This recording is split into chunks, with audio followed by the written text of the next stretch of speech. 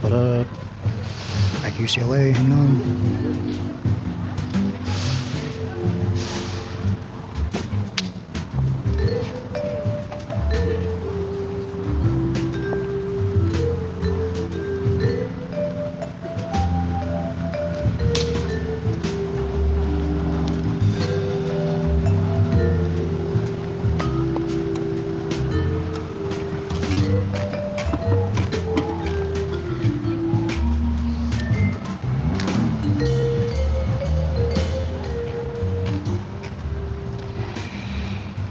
Hey Travis, what's up? Did you get that Reddit thing going? Looks like Reddit has a Clubhouse audio-like feature now. So now Clubhouse does, Twitter does, Reddit does. So many copycats, which are all copycats of Blab, really.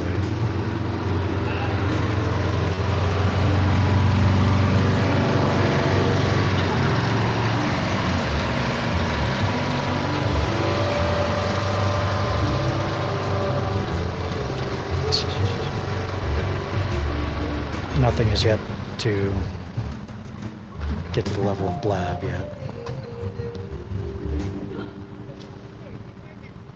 That was so good. I know.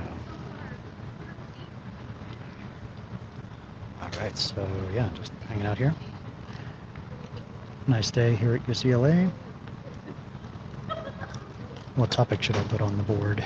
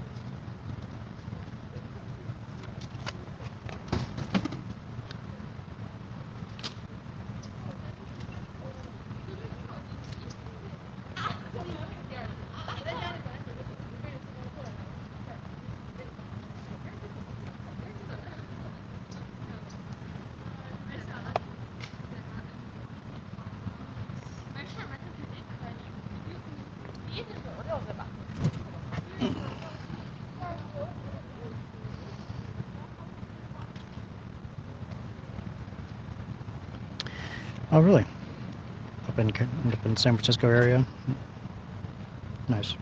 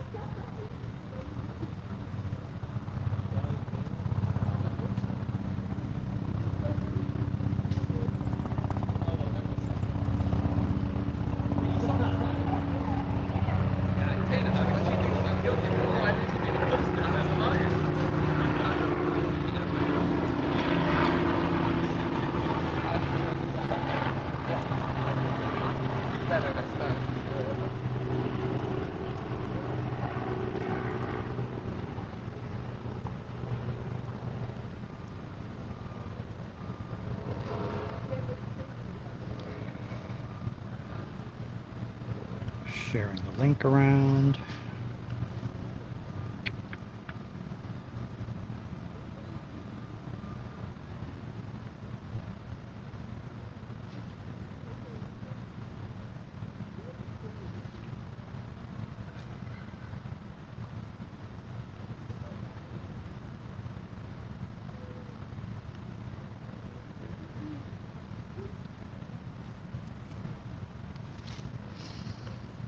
No hot tub. Yeah.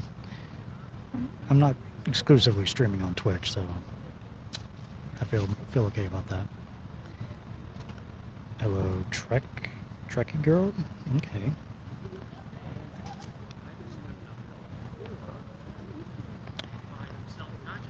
Yeah, LA weather is pretty nice. You're gonna start skiing tomorrow. Okay, great. I love skiing. Yeah, that's also a good way. This is, I'm not sure. Okay. I posted the link in the chat. Feel free to come on and ask any questions about SE or whatever. In the meantime, give me feedback about a conversation once I have one.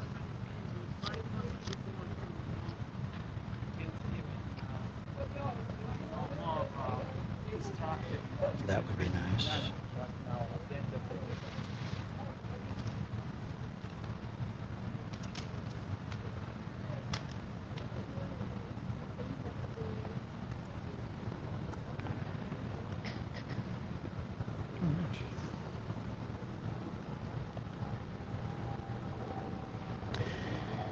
I am streaming over 5G, yeah. Does it look bad? The Wi-Fi here is not the best. It seemed to be slow.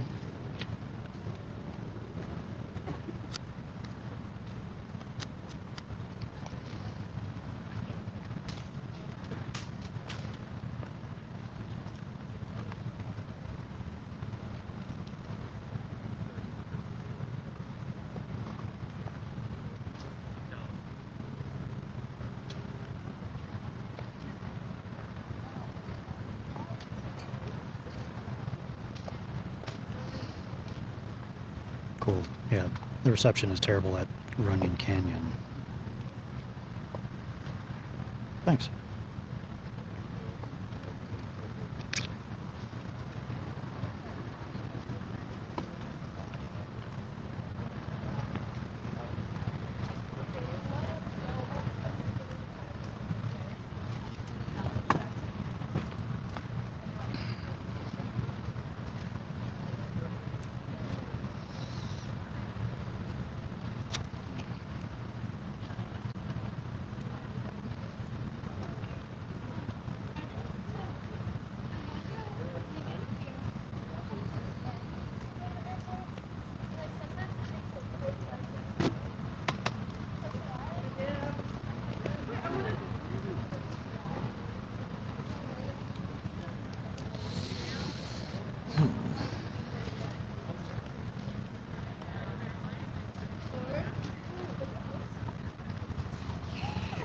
Brought my umbrella for later when it gets sunny in this spot. Hopefully that doesn't cause problems.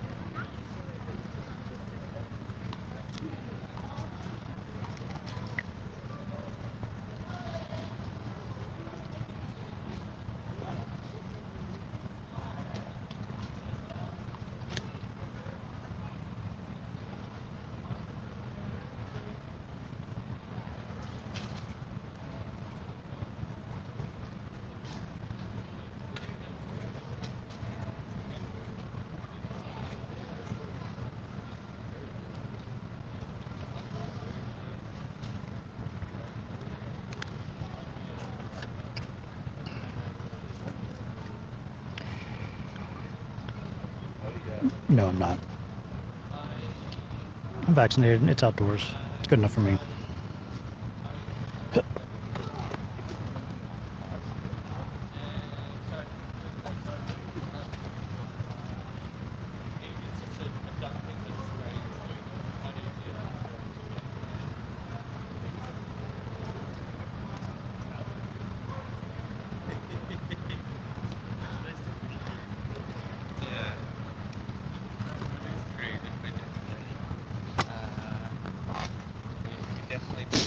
Oh, it requires a sign up. Okay.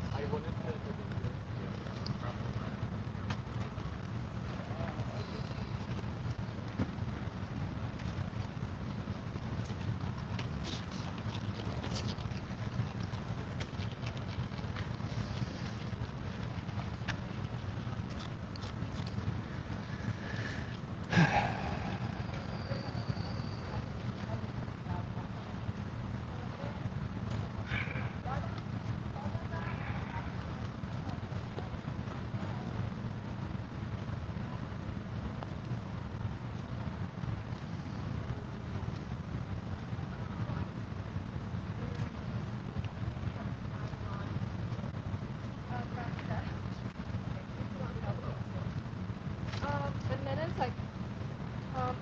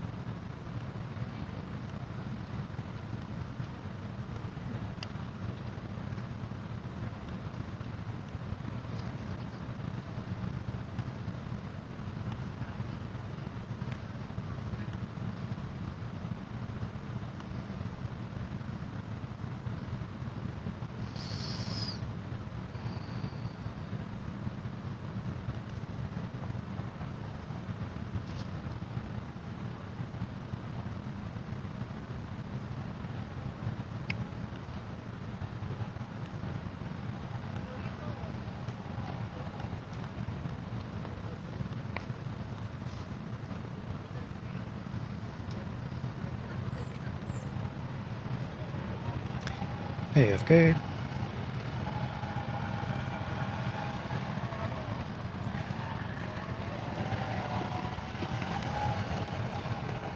So yeah, AFK, if you didn't see, I figured the game show thing would be better just to record all the teams separately, and then I'll edit it all together.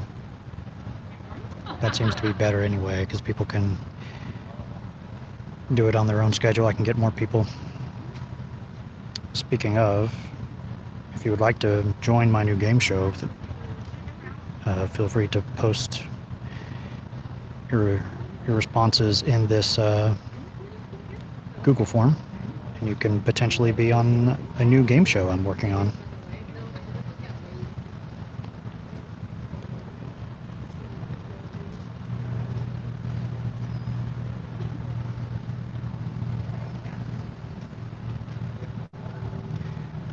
What do you mean missing a C?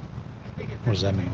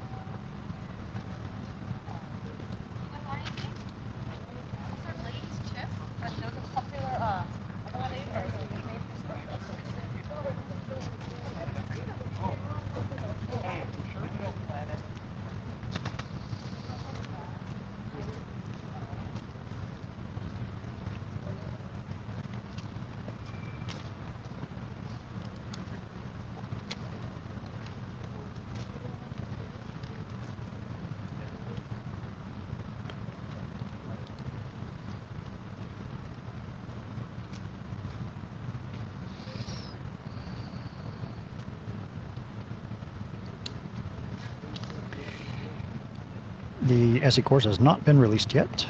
We are still working on the first 7 modules. 7 is done. 1 through 3 are 95% done, getting reviewed. 4, 5, and 6 are starting to be written, I think. Or module 5 is like almost done, actually.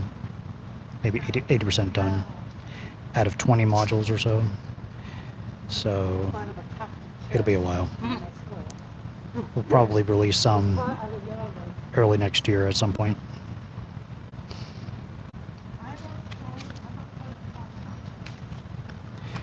Cool. Thanks, Travis.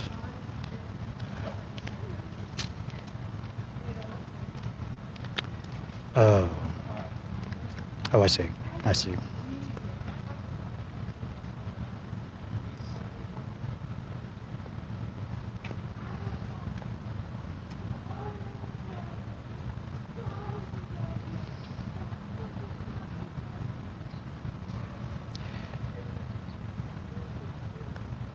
Yeah, thanks.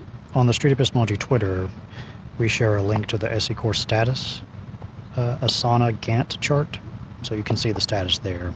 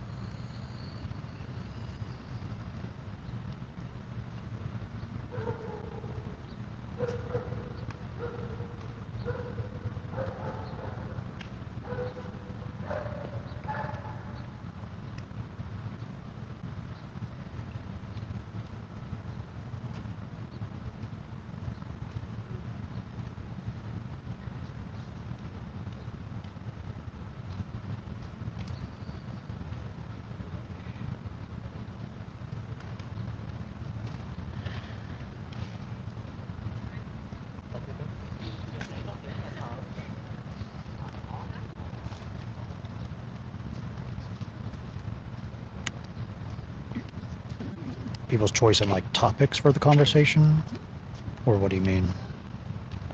Yeah, probably much more conversation related to vaccines and stuff like that. Yeah.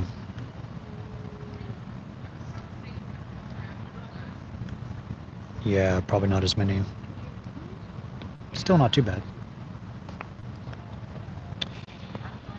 Oh my god, so yeah, my teacher Yeah, topics.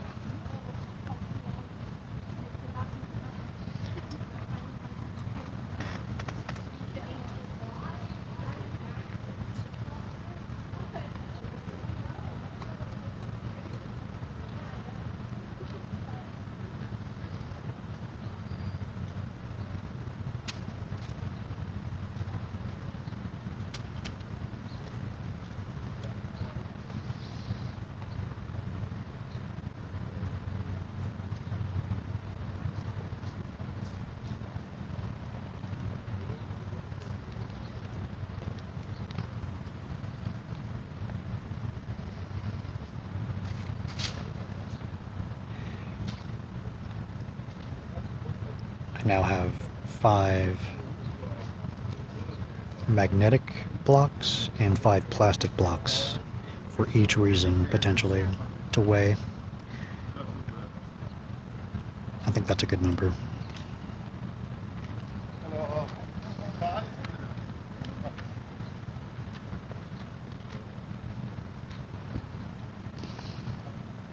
I also have these little magnets with 0 through 10 on them. I can potentially use this as a scale measuring thing. Not a confidence scale, but some other scale. I want to try to use that today.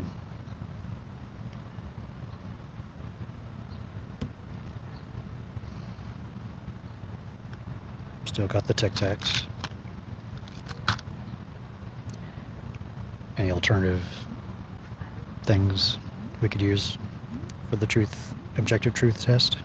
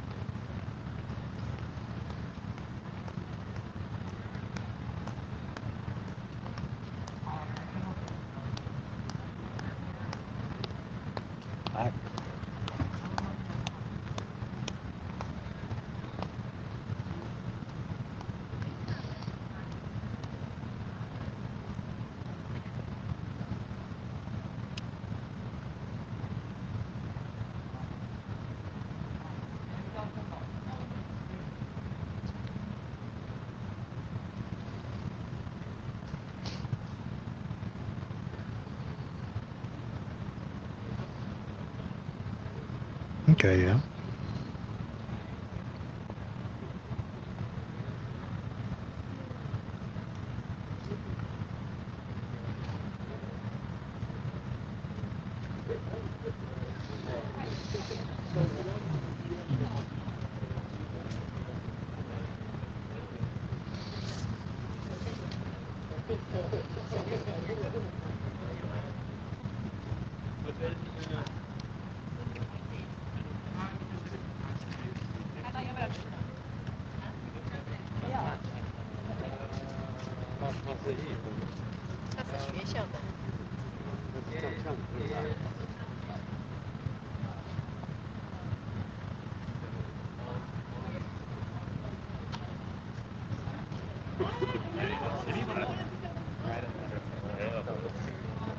But I think other all schools, I mean, outside of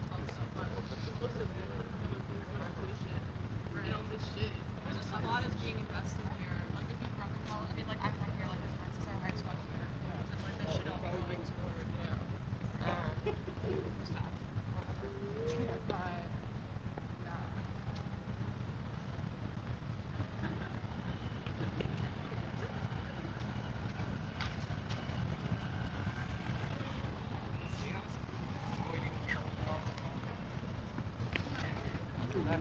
Delivery robot almost ran into the cart.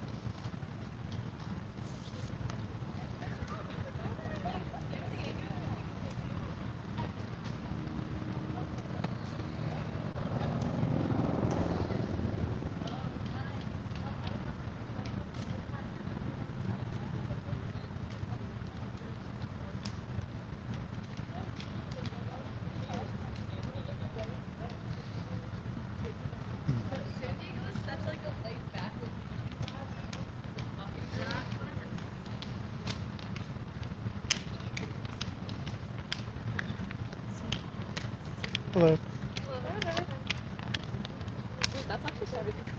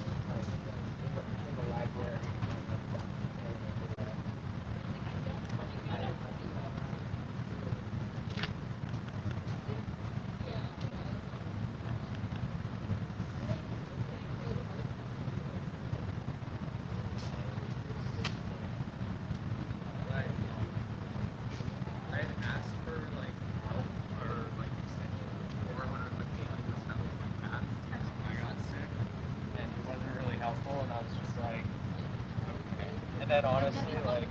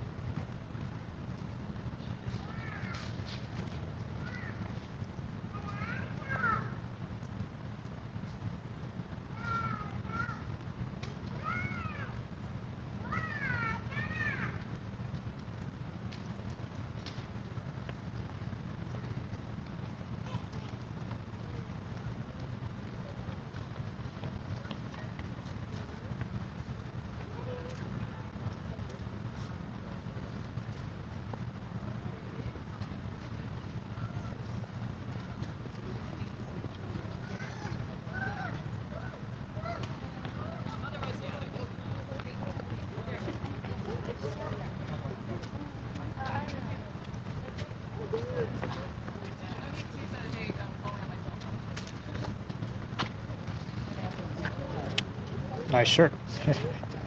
Very nice. Hi. Nice hat. Thanks.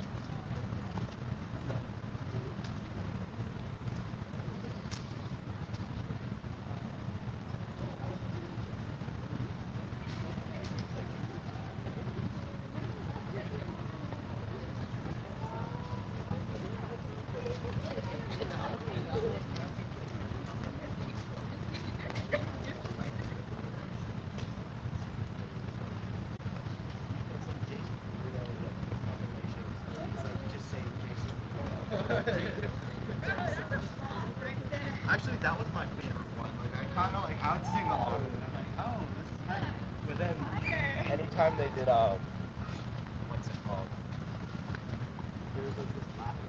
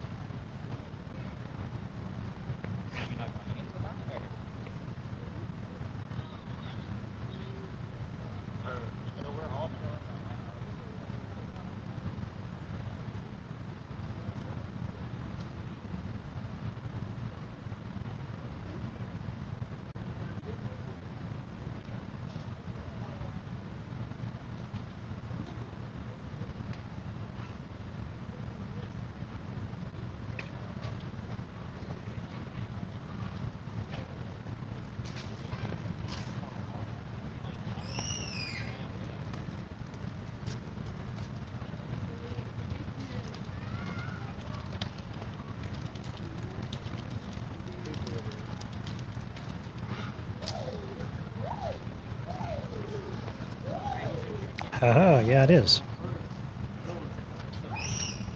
Monkey brain. Not like in the days, they're like full boots and skating. Yeah, you did like a bunch of clubs over here.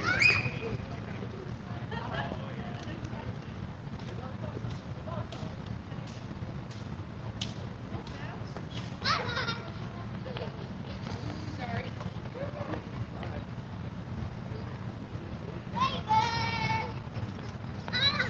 Her.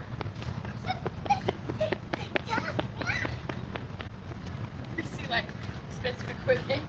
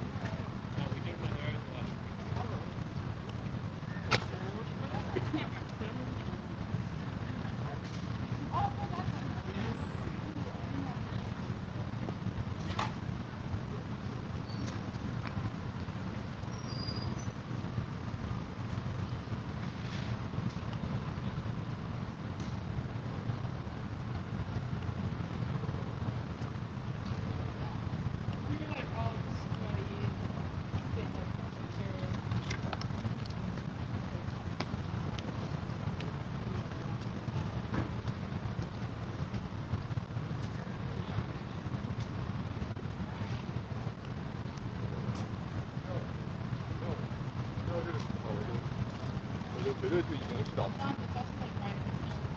结果那时候挺好听。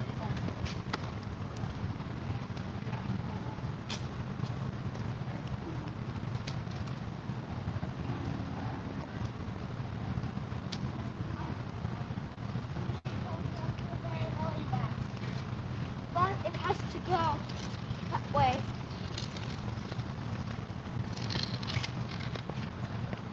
And I do. I think I'm not wrong.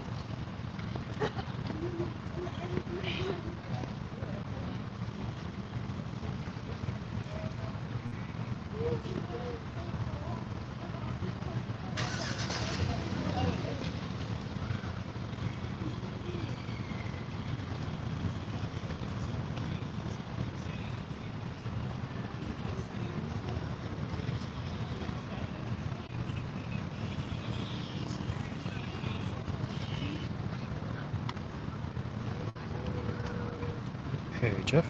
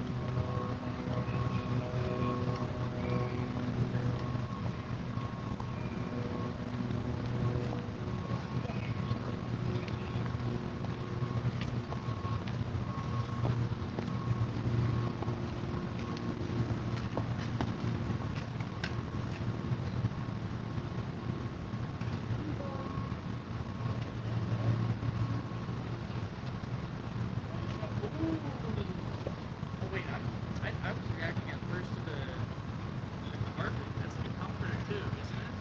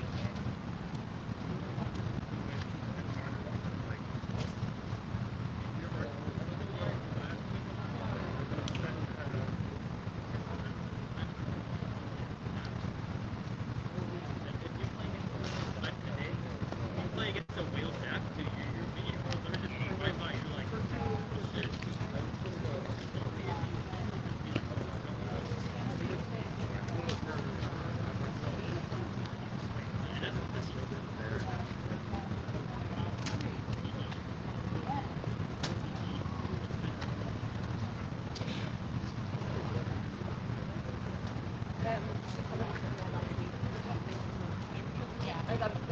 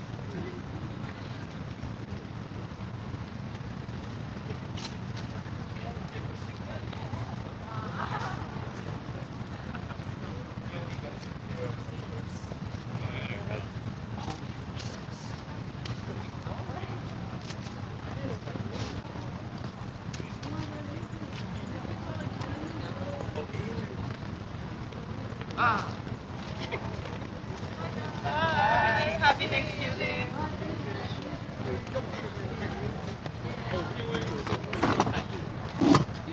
Didn't see you there.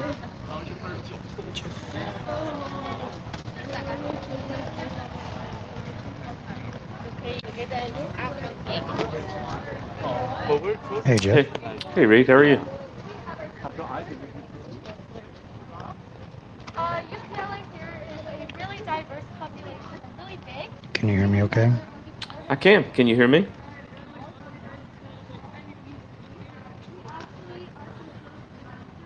Can you hear me? Hello? There we go. Now I can hear you. Okay. What's up?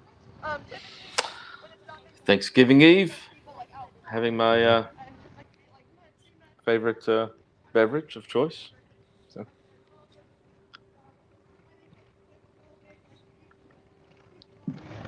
What is that?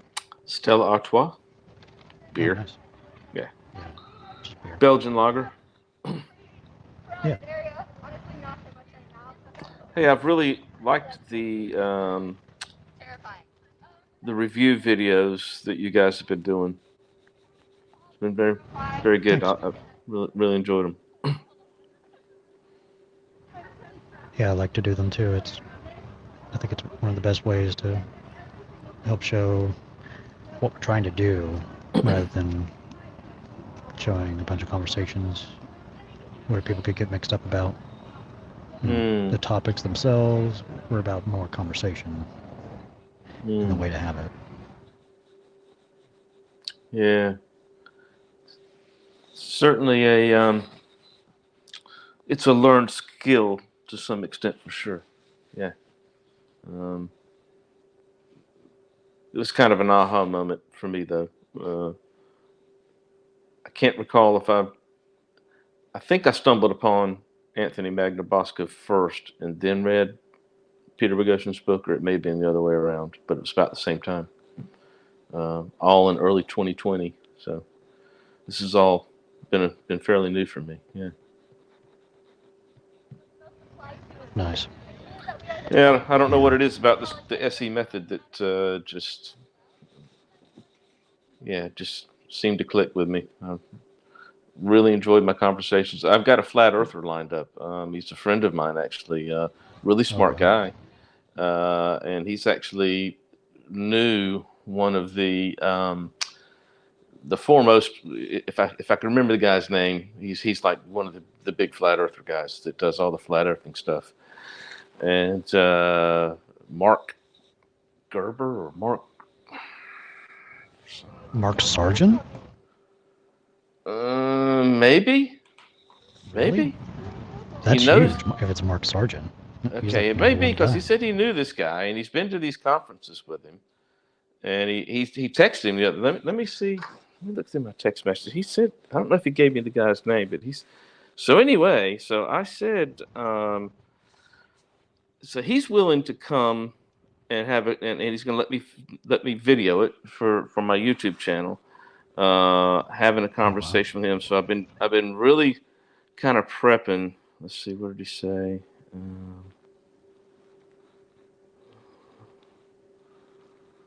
He says Mark, and I don't see the guy's name. The guy's name is Mark. I don't know of any other famous Mark flat earthers. Yeah. So, and I even asked my friend, and I'm not going to use his name because he's not sure if he wants me to use his name. I told him I could blur his face and change his voice if he wanted.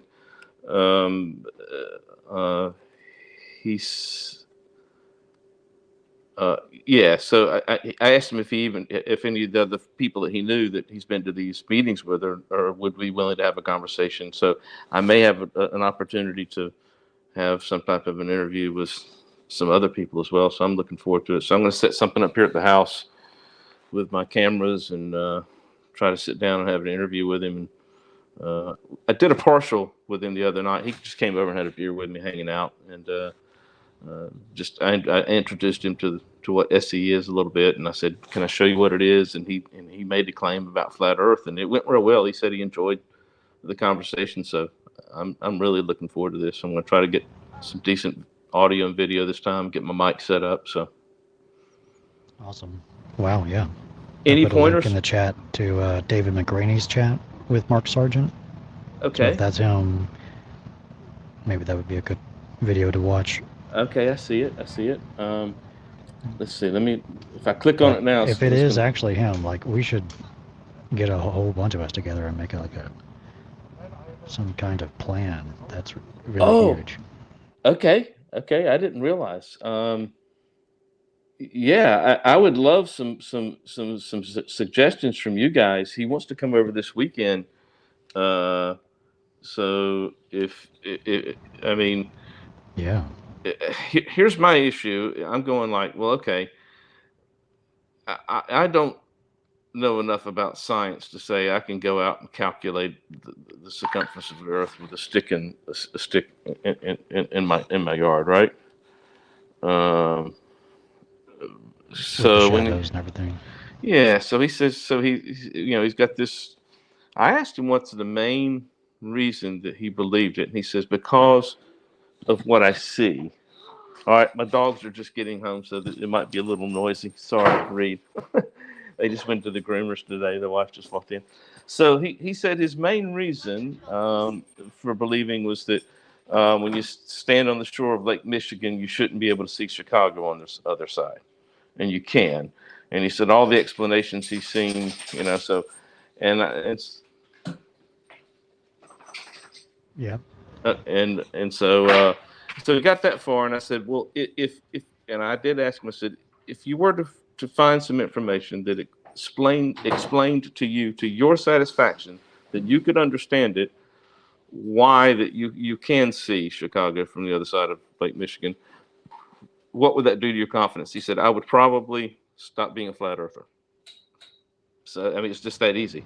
All right. So I'm like, okay. So he says he relies on data, but he's a bit he's very conspiratorial. He was talking about science, and he was saying some very interesting things. That once he felt like he had been lied to about one thing, it was difficult for him to. Everything's a lie, basically, and. He just doesn't trust any data. He's very libertarian type. So it's a very interesting guy. I mean, he's a friend of mine. We've been on his boat, gone fishing and shrimping, and he's he's very intelligent. I like him, and it's nice that I was able to have the SE skills to be able to have a conversation with him like that, and he wants to have another conversation. So I appreciate you, Reed, and Anthony, and everybody in the community for what you do, because it's certainly helped me. Great. Glad to hear it. No problem.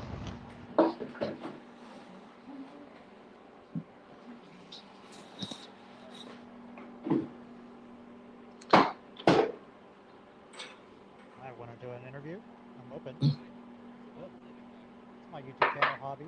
I just chat with people about some topic they bring up. I don't want to argue or debate, but just hear them out and ask questions. So let's reflect on whatever we talked about. I have a card too. Again.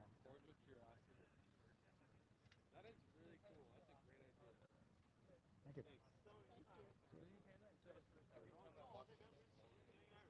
you. No. Someone was interested, but. Oh, okay. I'm going to text my buddy right now. What Mark? What'd you say this guy's name is? Mark Sargent. I Mark put a Sargent. link in the chat. Yeah, I'm on my phone and everything. Let me see. Asking Mark Sargent. Hey, is your friend Mark Sargent? Because if it is, that would be huge. If I've got a pathway there, I'll do a handoff to someone that's more experienced. If I can get a pathway really? there. Oh yeah. Yep, that's him. He just texted me back. That's him. No. He knows this guy. So you're talking to him this weekend? Not Mark, but my friend who knows Mark. Oh. So and your friend is setting you up to chat with Mark, or what is happening? Yeah, okay. So my friend is a flat earther because he knows Mark, right? So he knew this guy years ago and got hooked. He looked him up and found out all the stuff and has now become a flat earther. So he knows this guy knows him, right? Has hung out with him and gone. And so I might have a pathway there. So the guy that knows him, that lives in my neighborhood, my friend, I'm going to interview him this weekend at my house. Okay. So we have a connection to Mark. through your friend. Yeah. So, and the whole thing I did with my friend was about, is your viewpoint falsifiable? What kind of test could we do that would prove that the Earth is not flat? And he actually texted that to Mark Sargent, and the reply was, there isn't one, which is why everyone used NASA as a crutch. And then he quotes George Orwell. But yeah, so Mark Sargent, when asked, because I asked my friend, I said, what kind of test could you do that would fail? How could you have a test that would disprove that the Earth was flat? And Mark Sargent's answer is there isn't one. So Yeah, it's not so much the test fails, it's the test the test result is either compatible with the hypothesis or not compatible with the hypothesis. Okay. Ideally, you have as many hypotheses as possible, and you try to figure out which observations are compatible with which. And if you find an observation that is not compatible with the flat Earth hypothesis, that falsifies that hypothesis. So it's not like if the test fails, it's like there's a result there. Yeah. I got you. Thanks for Yeah. way of looking at it. Yeah. So he asked the question, and there's no. I asked him, what would it look like? What kind of test could we perform? He said, well, I don't know.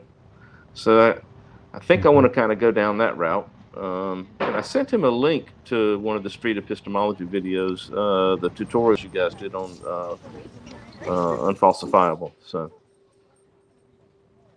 Yeah, there's no point in having a test if you only have one hypothesis. You need at least two hypotheses to compare to see which observation is compatible with which, or at least two.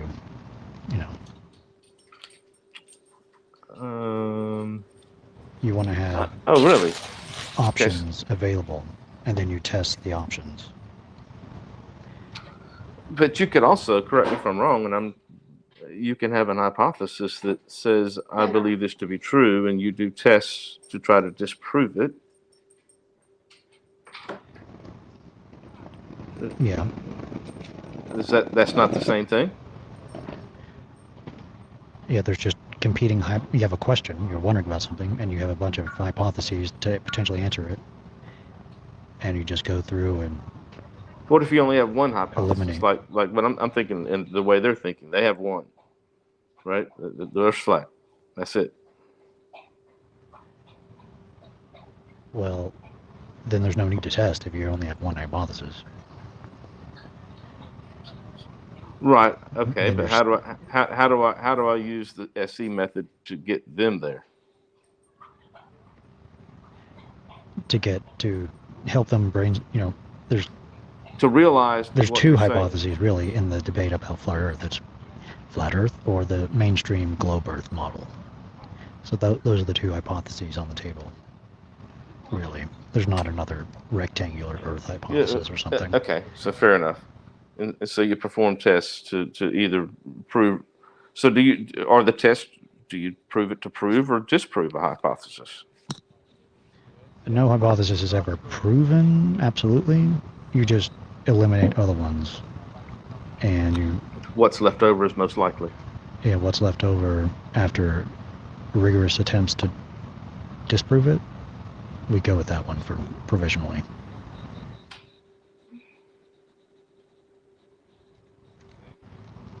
So even though, we now have a theory. We upgrade hypotheses to theory. Theories. When we have just tested. Tested it so much, and there's no other data that is contradictory with it. No other hypothesis fits the data. Yep. it's parsimonious within the model and conciliant with other models, other theories. Yeah, if it's compatible with the data I itself. love. So parsimonious. Can you? What's that mean? Yeah, parsimonious is if the data fits that model, Yes. and then and then you have conciliance, which is the model itself is compatible with other models that use either the sum of the data or alternative data. You know, like another model is the heliocentric model of the solar system. The globe model of the Earth fits in a conciliatory way with the heliocentric model of the solar system. I know conciliatory. I know that word, but they fit together. Yeah. They're not contradictory. Right. Conciliate. Yep.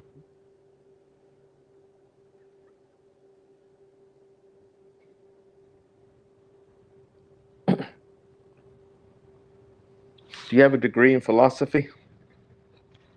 No. Just a layman enthusiast. What did you do before you did YouTube stuff? Film.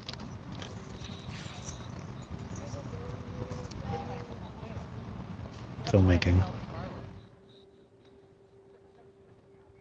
I made a movie. It's now available. Sanctuary. Oh yeah. Yeah. It's not that great, but. Hey man, you know what? I'm a musician, and it's like I tell my musician buddies. It's like, hey, I get up on stage and I play and I sing in front of people. I'm doing more than 99% of the population. You made a movie, dude. So if anybody doesn't like it, whatever. You made a fucking movie. Good on you. I didn't make a movie,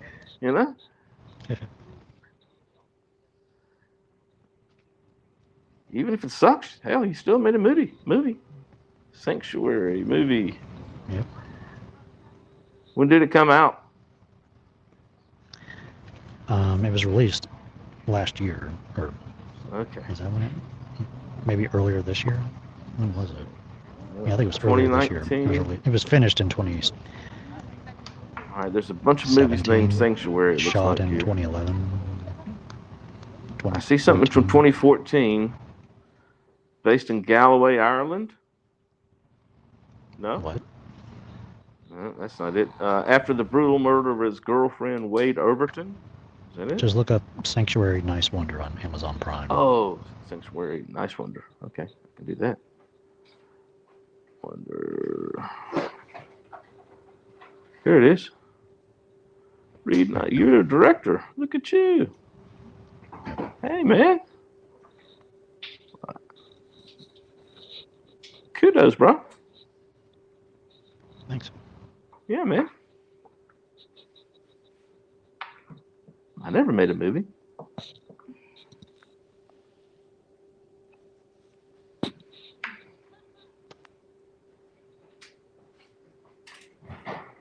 I've written some songs and recorded those, which is cool, but not as cool as a movie.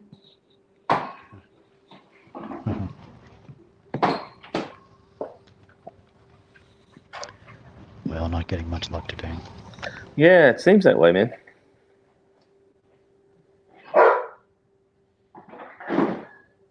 I haven't decided if I want to go with the table set up like you've got there, or I tend to like more standing on my feet, I think, and like Anthony does it. Yeah, you can move around that way. Yeah. I need to get out and do some more, but I'm looking forward to the interview this weekend. Oh, I need to get that link. I'm going to check it out now.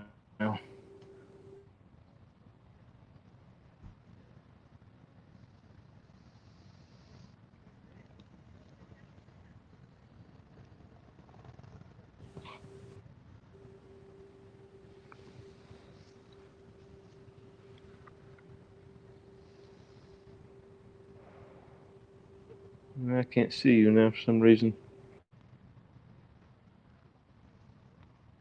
Can't see me? You've disappeared for me. There we go. I clicked on the link to go to look at the YouTube. I saved it so I can go back and look at it. And that's an interview with Mark Sargent, you say, right? Yeah. Okay. So this is the guy my buddy knows. This is interesting. It's a small world, Yeah, isn't it? I think there's a Netflix documentary about him too. Really? Yeah, Hmm. where he's featured in it about a bunch of flat earthers. Has anyone from the SC community ever interviewed him? No, not that I know of. Wow. All right, so I'm going to get through the interview this weekend with my friend, and I'm going to send it to you. I'll make sure I'll get it to you guys. And any suggestions and helps with editing or whatever, and then and I'll see if maybe I can get a Zoom call or something set up with this Mark guy, or maybe even a three-way with my friend and him. Just introduce myself, and if the larger SE community wants to somehow work with it or figure something out and lend some help, because I mean, obviously, wading in water's well over the depth of my head. If it's this guy, right? I'm an amateur over here. Mm-hmm. Maybe you could get a StreamYard account and stream it unlisted to your YouTube channel, and then we could just be watching it and posting in the comments, and you can read the comments. Okay. With suggestions for questions or something. I've got a StreamYard account, but I'll be honest, man, I don't know how to use any of this stuff, man. I'm a total noob, man. Yeah. I can teach you, Paul. Yeah. Yeah, I would love that. I mean, I know you're busy and everybody's busy, but yeah. Sure. I did well enough getting the video editing software. I used my phone and my GoPro and downloaded it and figured out how to sync it up and edit it, and that's what I did. That's the way I did it. But I guess, can I live stream straight from my phone to StreamYard? Yes, that's what I'm doing now. Ah, okay. And I do have a S21 Plus, which has got a hell of a camera on it. So cool. And I got those Rode mics you told me to get.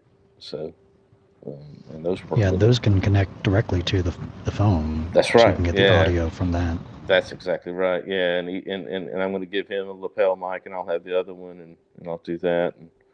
And yeah, the stuff I don't know about is like all the lighting, and I just the camera positions, and does this look good or not? Yeah. I don't know, man. I'm not a film guy, right? Yeah, it's mainly just wide 2-shot, and then have close up. Hey, hang on a second, Reed. Sure. Hello. Good. Just having some conversations today.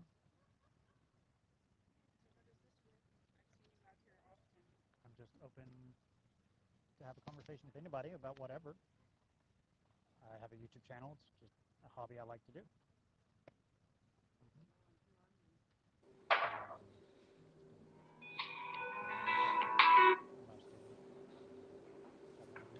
We go around to various places anyway.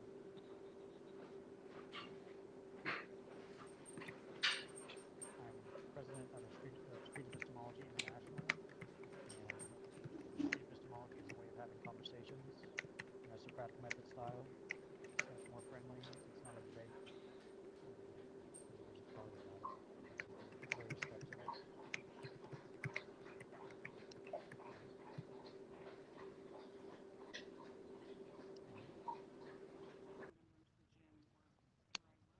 Awesome.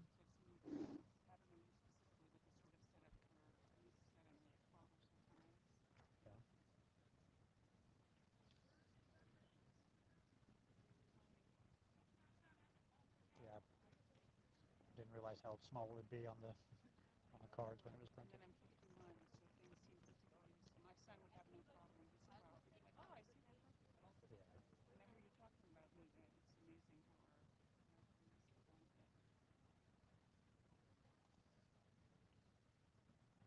So you're president of the street organization. Yeah, it's a nonprofit.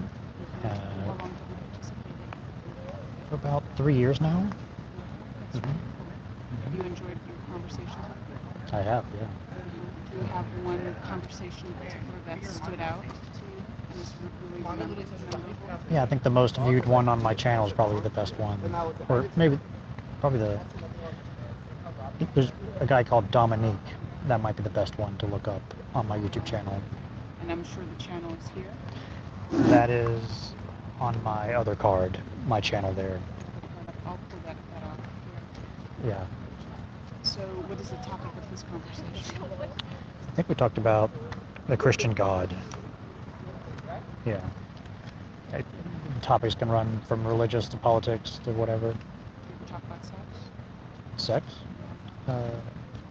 Not sex itself, really, but like the concept of sex versus gender. That's another topic. Yeah. Do you choose, like, are people restricted to these particular topics, or you? No, can talk those are about just anything? suggestions. So I could select a topic. Yeah.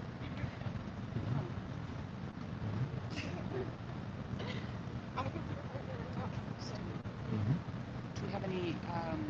Let's see what else. And I see it's just you're getting audio with these. It looks like you have a little tiny camera on a nice tripod, so you are getting video footage as well. And I see you have them here as well. Video there. So you edit them. I do. Also streaming as well. You're live streaming.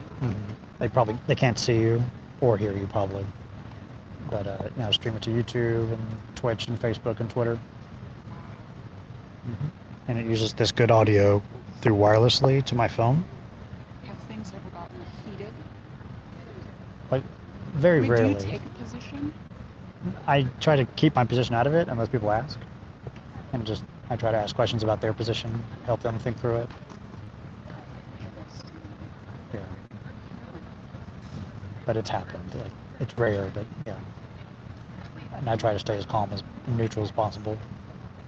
So in other words, when you say it's happened, you mean that somebody has said something that's triggered you, and you've expressed your opinion strongly in probably opposition to what they're saying. It's never like, oh my God, I agree with you so much. It's so refreshing to hear someone say something like that. Yeah. It's usually the opposite, I would imagine. Yeah. I have one video with me talking about astrology, and that's probably the one where I got the most upset myself, but other people have become more upset about other topics. There was one person we talked about, what was it, like kids in cages, that topic, like a couple years ago. They got really upset that I was even though I was trying to stay calm and neutral, it just devolved. What do you think from this? Trying to model a way of having conversations that people could copy and just help people become, better in their ways of talking with each other, and that might help society in general if we could all talk with each other better about contentious issues. And I do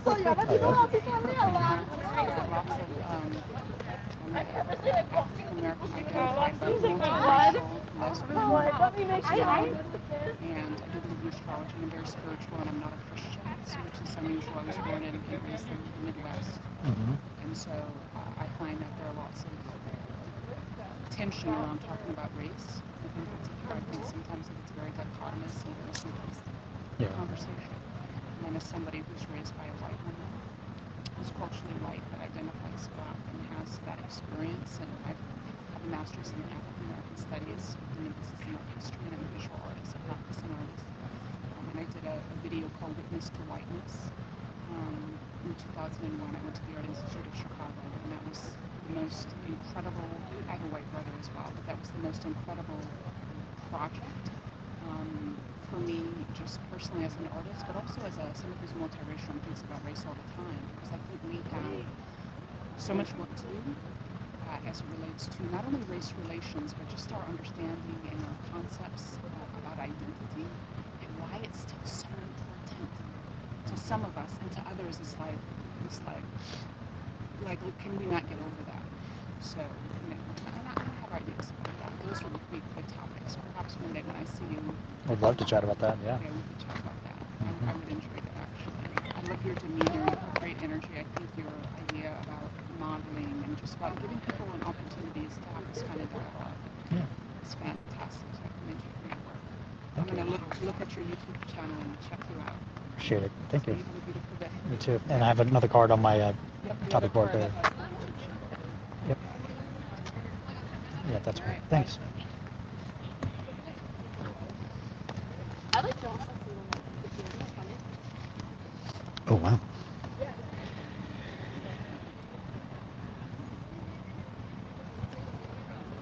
That was interesting.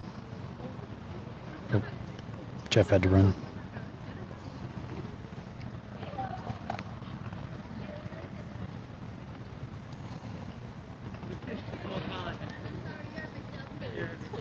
Sometimes you just want to get. Something's got a dip in there. Yeah. Like I have this crunch bread.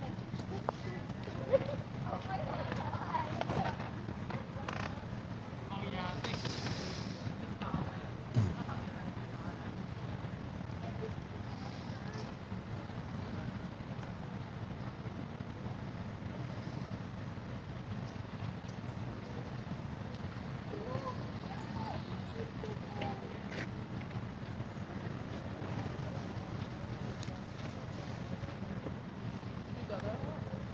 Yeah.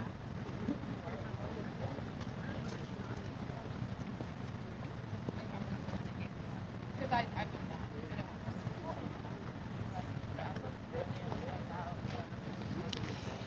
What's up?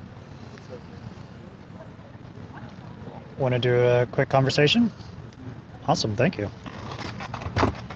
Welcome. Hey, what's up? How are you doing today? Good, how are you doing today?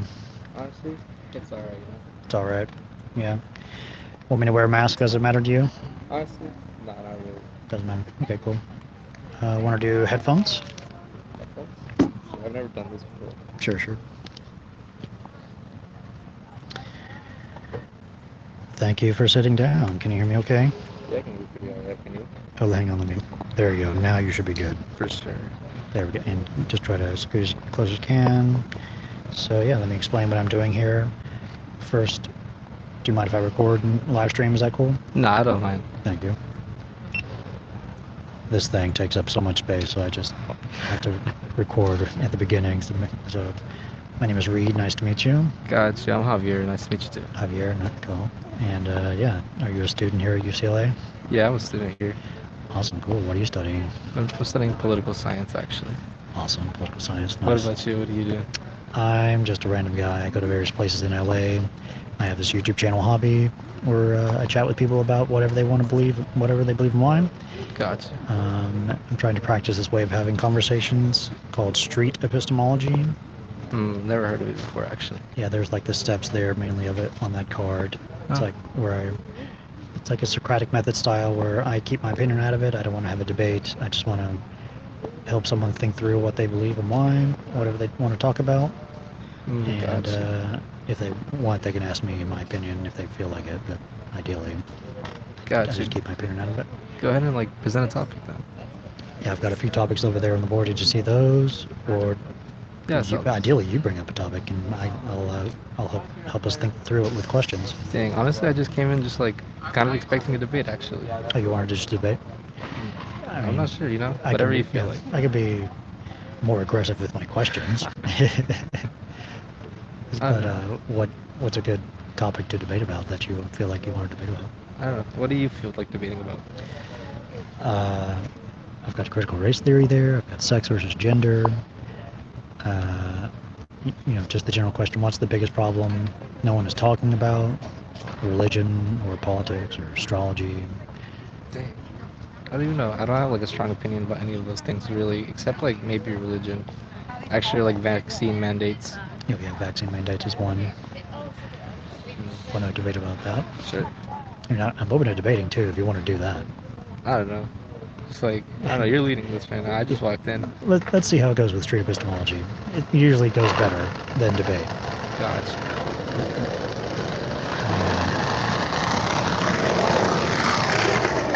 With these mics, you can like hear everything around us. Dang, I didn't even expect that. I know.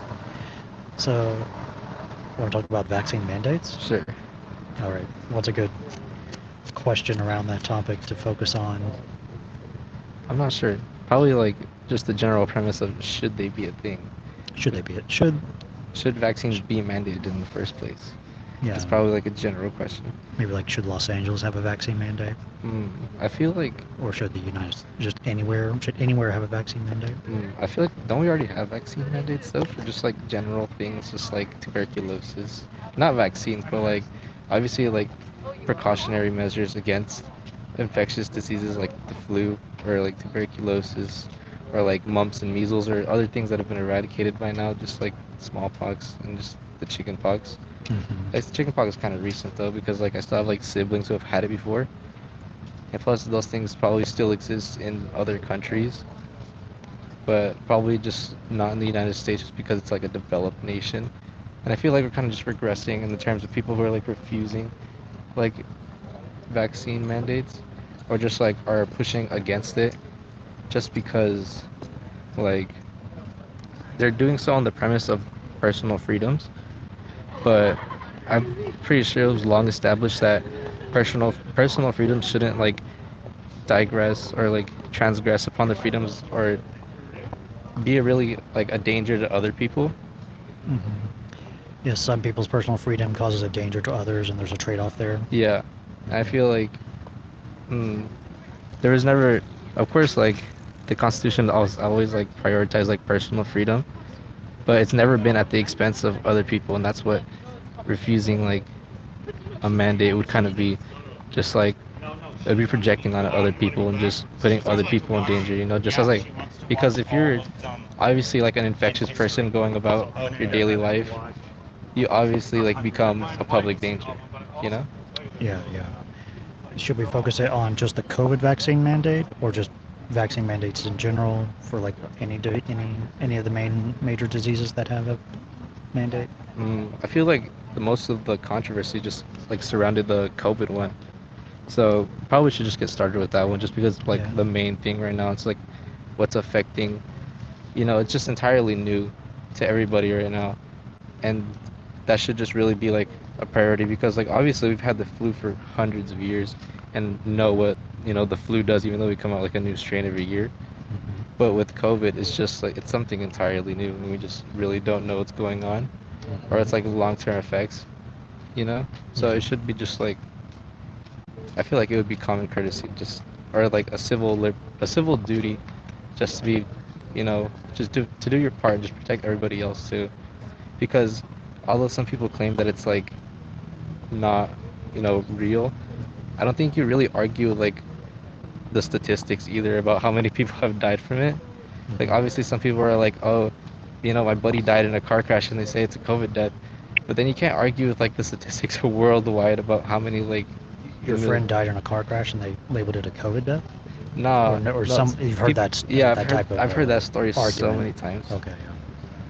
Yeah, I'm just like, but you can't really argue with the statistics of like around the world of how many people have died, or just like, you know, with the news headlines that you would see about the people who just get like piled up in trailers because they ran out of like space, just like to bury people. Yeah, I think it's fair to say COVID is dangerous. COVID, yeah. And deadly. It's definitely, yeah, it definitely has like a high death count, and yeah, it's definitely something to acknowledge, something that shouldn't be ignored, which is something that usually gets outwardly ignored by an increasing like majority of people now, or just in certain places, because I'm from the Central Valley, and there's like a good, you know, there's this good like and strong opposition to the COVID vaccine over there. So it's just like, it's kind of concerning in a little bit, you know? Yeah, and there's kind of two issues I'm hearing. It's like, you know, vaccine hesitancy, like not wanting to take the vaccine itself, and also resistant to vaccine mandates. Yeah. Like having that be mandated for people to like show a vaccine card if they want to go into any kind of business or something. Yeah. Or having to wear masks. That's another kind of mandate, a mask mandate. let's focus on the vaccine mandate. Yeah. Gotcha. Should Los Angeles have a vaccine mandate, and what do we mean by that mandate specifically? By a I'm sure mandate. I'm sure there's a bunch of policies around what the mandate means. Yeah. Pretty sure it's just like, general like, I don't know. I feel like at the strongest point, a vaccine mandate would be just like to have to like show your like vaccine card or your vaccination status to just get into any like place, which would honestly like make sense if it's like a popular like crowded place, But I feel like Los Angeles definitely should have a vaccine mandate just because of like the amount or like the density of people here. Because for a minute we had like a really like we were like a significant like hotspot for COVID-19. So definitely there should be like precautionary measures to counteract that in a way. You know what I mean? Yes, the idea is vaccine mandates would help lessen the spread of It COVID. would definitely lessen the spread or just kind of like weed out, the people who just are kind of ignorant about the fact that COVID-19 is like a real thing. Just because obviously if you're just like requiring vaccination status to go into like grocery stores, you'd be only in the grocery store with people who are vaccinated. So you'd feel like a little bit safer. But if you're just like obviously like walking on the street and you're just there with some mouth breathers or something, they would probably like you would never know if they have like that illness. Yeah, there's not people have some sign that they've been vaccinated that's visible really, unless they wear like a hat saying I'm vaccinated or something. Exactly. So you really never know. You're just taking like a risk every time you go out. And that's just something that's been a thing, but it was obviously like exacerbated, in the earlier days of the pandemic. Yeah, so there's just always a risk, and we're trying to mitigate risk in reasonable ways. And one way to mitigate risk is to have a vaccine mandate for public, crowded indoor spaces. Yeah, what is the limit for that? What's a good reasonable limit? Is it like I feel like just crowded spaces in general, because obviously if you're like in the park, you're not really like getting close or as close to people, indoor and outdoor, or just indoor? or outdoor? Because in indoor, it's obviously like an enclosed space, and there's not really like that much airflow, and you could really just there's like a large potential for like the spread of like any illness actually, or any airborne illness. But like when you're outdoors, you don't really worry about as much because it's obviously like wind and like distance between people, and because like particles in your breath or anything can't really travel that far, and especially if like it's even like less if people are wearing masks because it just most of it stays inside the mask, and if you're like outdoors and have a mask on, the risk is like virtually none. Yeah, we're kind of within like sneeze distance, so that could happen potentially. That would be bad. Maybe, yeah. But yeah, I'm vaccinated, and being outdoor, I think that's pretty safe for me. And so outdoor spaces would also like crowded outdoor spaces. Yeah. Like what kind of environment would that be? Like a concert or Yeah, something? definitely thinking about like a concert type of environment. Yeah, or like a baseball game or something. Outdoor stadium type thing. Yeah, just where everybody's like within like probably like 3 feet of each other or something. That would just make sense for people to be like masked up. But if some like public parks or something, not really, people could probably just like be maskless out there. I'm pretty sure it's like not recommended that people just like wear a mask, especially if they're like in a public park. It's just kind of like a common sense type of thing. Yeah, so crowded outdoor spaces, crowded indoor spaces. What's like the minimum threshold for indoor crowded? What does indoor crowded mean? Like at least 10 people within like a certain square feet, or? Yeah, just where there's high like amounts of foot traffic, I would say. High foot traffic. Yeah, like high foot traffic, just like because obviously like the amounts of just like pathogens in the air just could get stuck on things, like on surfaces and things like that. So I'm pretty sure that just presents like a significant risk, especially if there's high foot traffic, because there's like a whole bunch of different type of pathogens on surfaces, just like high like touch surfaces, I guess. Touch surfaces and surfaces that are just like within like breathing distance, I would say.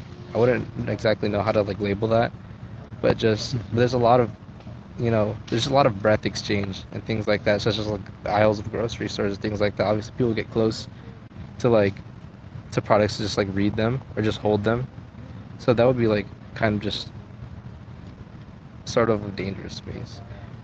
Sometimes people go into Walmart and just like take off their mask, take a whiff of the deodorant they're about to buy, and things like that. So that would definitely be some type of like risk as well, because obviously you're just breathing on it, and then you're just sharing like pathogens. hmm What are the most reasonable metrics to use to go by to say, yeah, we should implement this policy, or okay, now things are different, we should now remove this policy?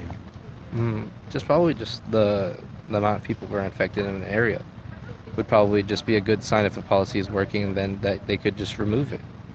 You know? The number of people who are infected in an area, if it crosses a percentage level or an absolute level? Not just like how there's usually it's measured by like 1 in 100,000 people are infected or things like that. And as that number just gets more scarce, it would be more reasonable just like lessen the amount of restrictions that people have, because like people are obviously just not going to be very content if there's like a large amount of restrictions but like not a lot of cases, even though it's just in the spirit of like prevention and safety. If it seems unreasonable, people aren't going to like it.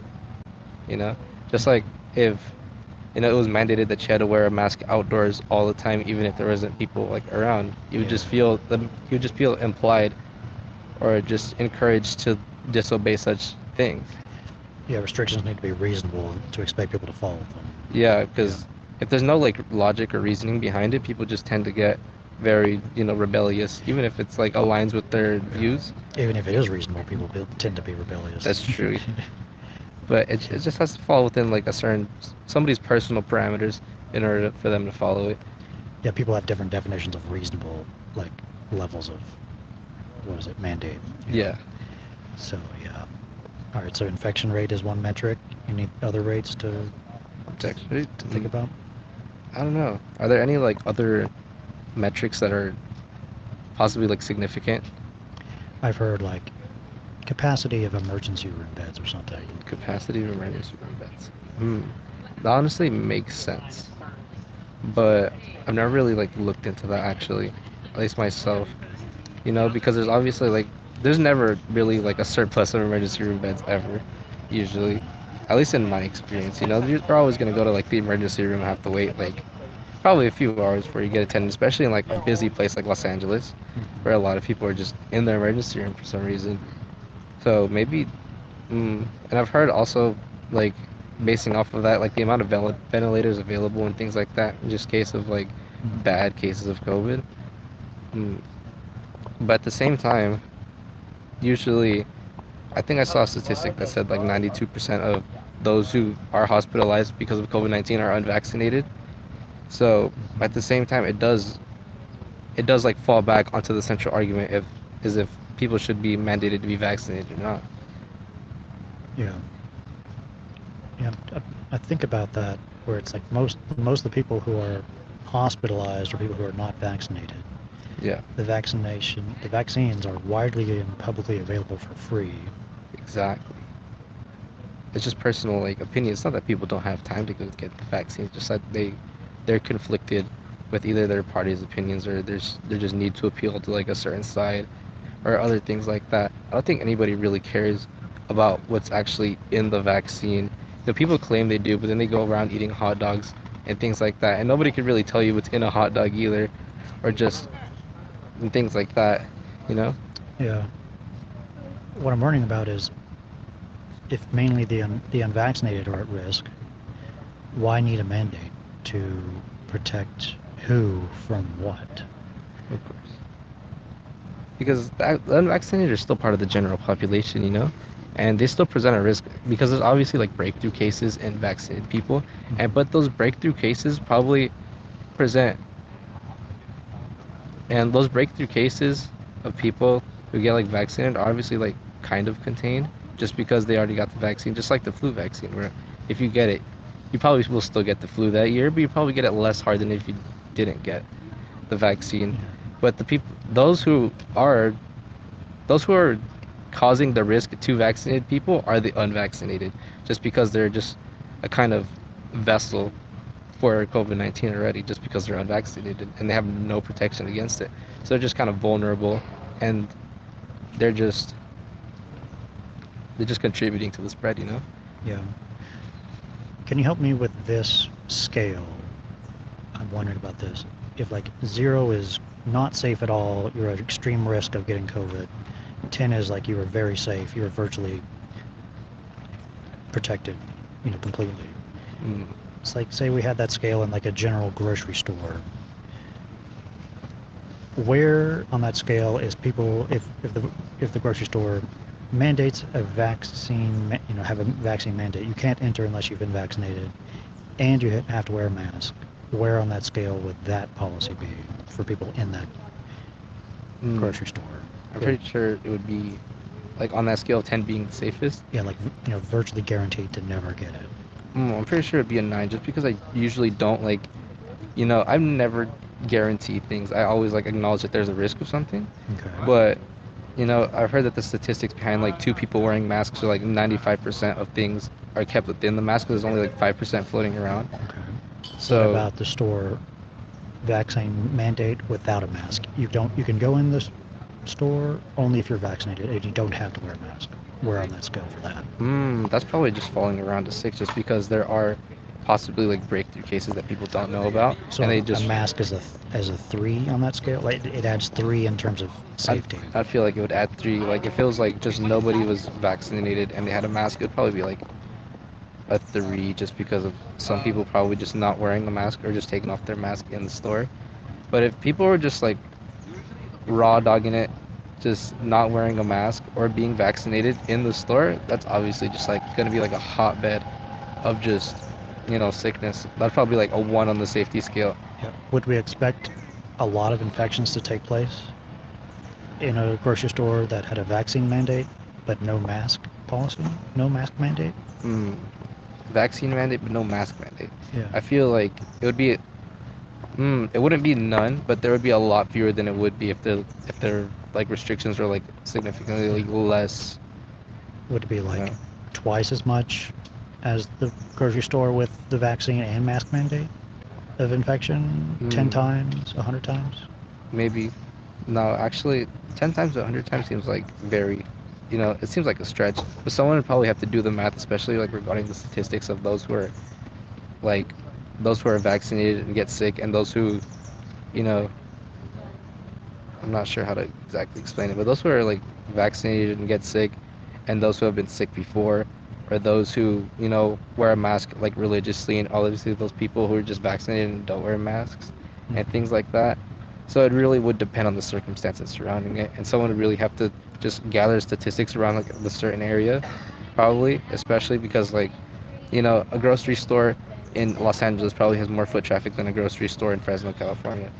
So it would significantly just, and some grocery stores have ceilings that are like 50 feet off the ground, and others have them that are just 12 feet off the ground. So it really just depend on, it really just comes as the circumstance. Mm-hmm. Yeah, so also on that scale, what about a grocery store who does not have a vaccine mandate or a mask mandate? Anybody can come in. Where on the scale would that grocery store be? Dang, that's like a 1. A 1. That's like a 1, just because people are like, okay, probably to reach 0, everybody would have to be like kissing each other, just very, very packed. It's a very busy day. Doing everything we can to get infected. Exactly. But like it would be a 1 just because it's a middle of a pandemic. Actually, I wouldn't say middle, just because we're kind of like, I would say we're kind of reaching the end, but we're still definitely in one, and people are just going in. They're probably breathing everybody else's breath. They're crowded at the line. Especially in a busy grocery store. They're crowded at the line. They're going through aisles, just like, I don't know, just doing their normal shopping. They're just acting like normal. And there's obviously a lot of foot traffic going on. The grocery store probably open from like 9 to 5, probably seeing about like 1,500 customers a day. And all of them sharing the same space. Probably not a lot of airflow just because of the amount of people just clogging the place.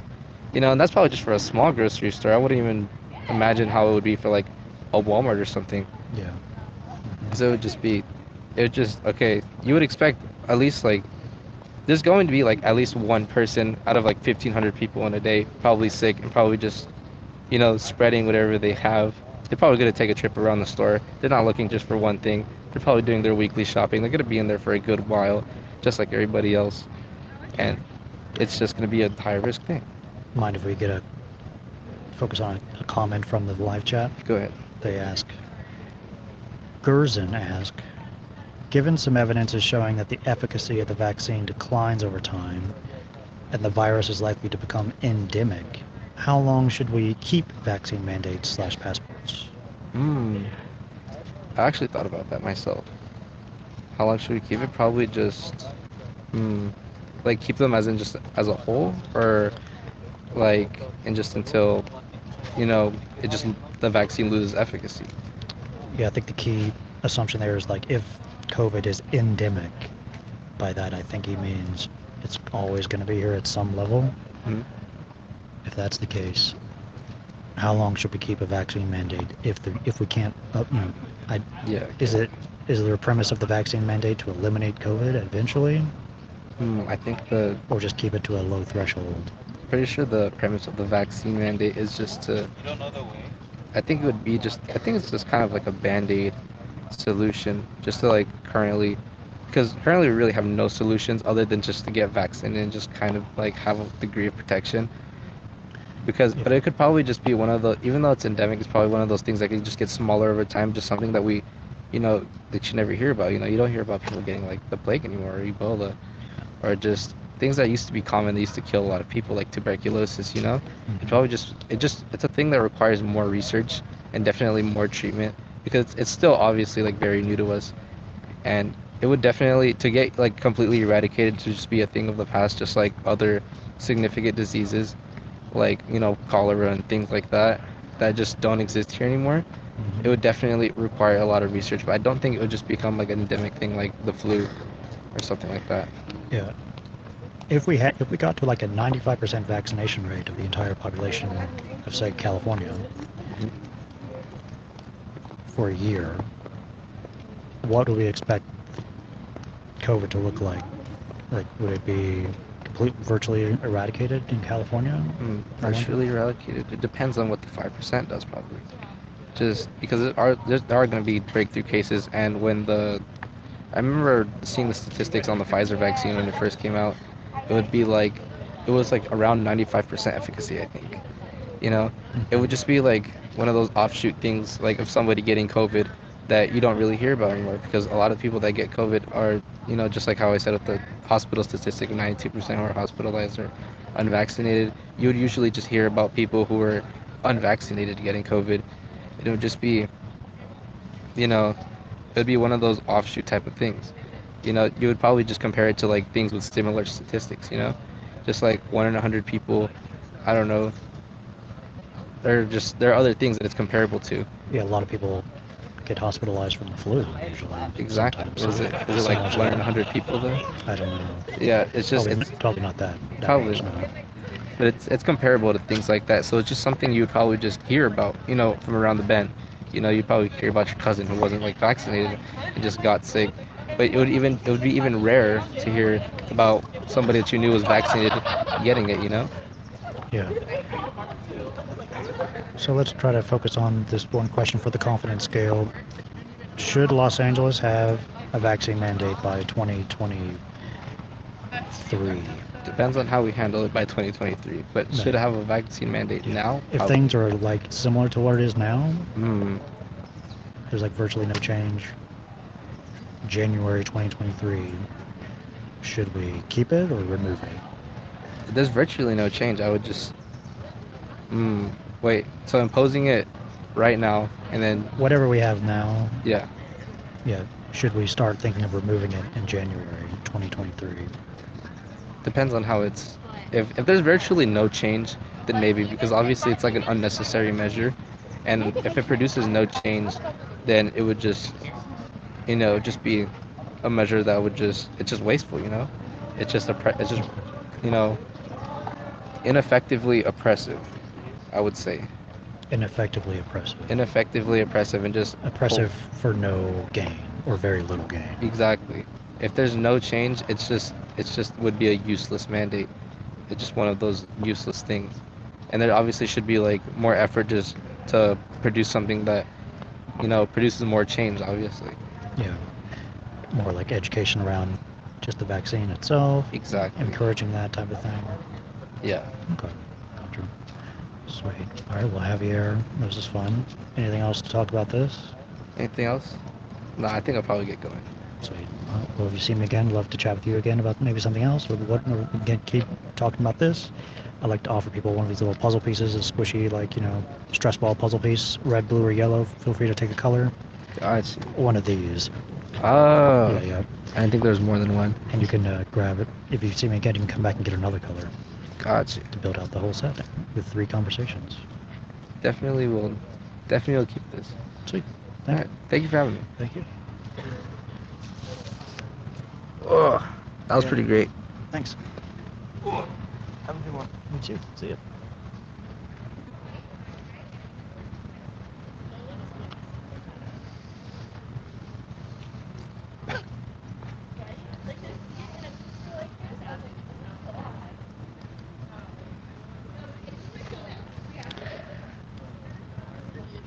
Okay.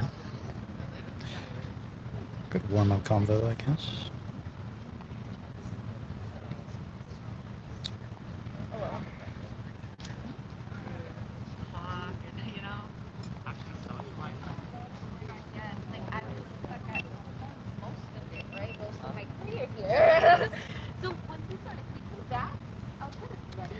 Wipe off those headphones.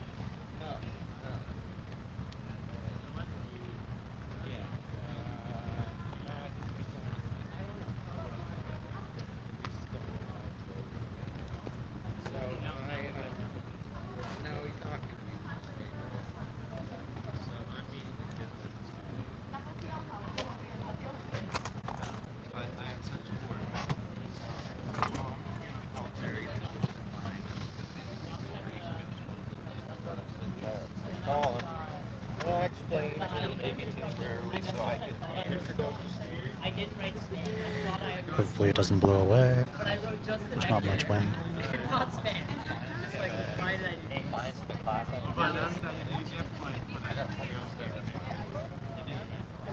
Yeah, but I don't think she took off points. Did she take off points for it? Yeah, she took points in. Yeah,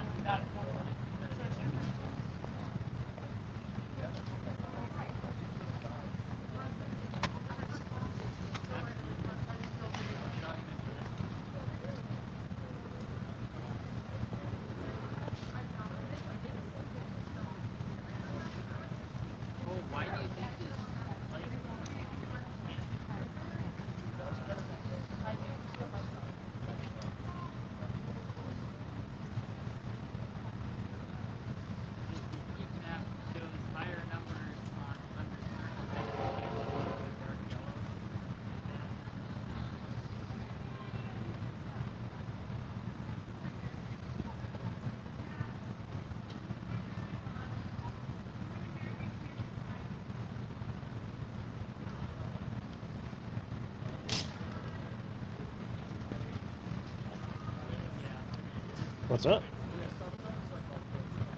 Doing some conversations today, some interviews. If you're interested. Talk to you for a minute about astrology. Sure. I love talking about that shit. Cool. Oh, I love Vail. Go try to go there skiing at least once a year or so. Yeah, my family goes skiing there pretty much every winter, so. Awesome. Yeah, I love it. Sweet. Want to do headphones? Sure. Awesome.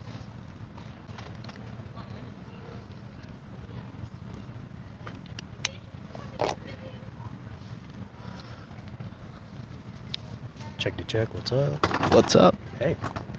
So yeah, my name is Reed. Nice to meet you. I'm Lucas. Lucas, gotcha. Pleasure.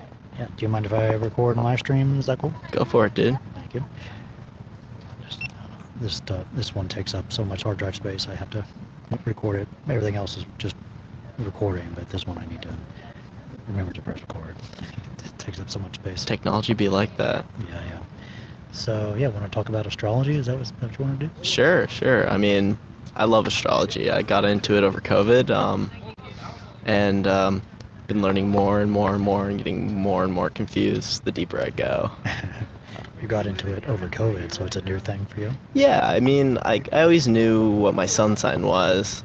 Like, I knew, I was born January 18th, so I'm a Capricorn. But then I started getting deeper and deeper. At some point, somebody convinced me to download CoStar, and I started to figure out what all my other planetary placements were. And from there, it just all went downhill, and I got sucked into it. It all went downhill? Yeah, I guess so. Downhill, uphill. I just got sucked into the vortex of astrology, because the more I learn about it, the more I see that it's a way to understand your own self. Everybody's birth chart is something unique, because it is the exact moment, the exact place that you were born on this planet, where unless there was someone born at the exact same moment in the exact same place on the planet as you, which it's possible, but there's very few. I mean, nobody else has that, I guess, outline of life. Okay. Maybe rather than focusing on astrology itself, we could focus on this broader question of, like, what's the best way to understand yourself? Ooh. And astrology is one potential answer to that? Yeah, absolutely. I mean, my whole life has been, the question, who are you, has been in the back of my mind. It's why I'm here pursuing a philosophy degree in part. Philosophy, awesome. Yeah, but it's not necessarily rose-colored glasses that you look through, but it's oh god, what is it called? Like a stained glass window, where you can look through in the light of, I guess, truth or knowledge, as Plato would put it, shines through in a particular way. So you can see yourself as, I'm a Capricorn, or I'm an Aries, or a Cancer, or whatever star sign, and that has some particular meaning and can help you understand yourself in some way. Like, I've always been very stubborn regarding a lot of things in my life. And Capricorns are stubborn? Capricorns are stubborn. They're stereotypically the workers, like, don't have any feelings, like, I just want to work, I'm going to be the CEO, don't get in my way. A goat. A goat. A stubborn goat. A stubborn goat. That helped me understand myself to a degree, but then the more I looked into astrology, the more I started to see, it's not just that I'm a Capricorn, it's that where all the planets are. Your whole birth chart is who you are. It's not just what your sun is or what your moon is or anything else.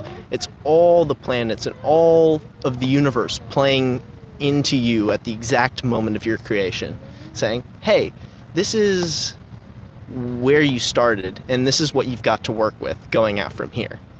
And then you can see how the planets play into it over your life. There's this concept of a Saturn return, because Saturn takes about 28 to 30 years to completely orbit the sun.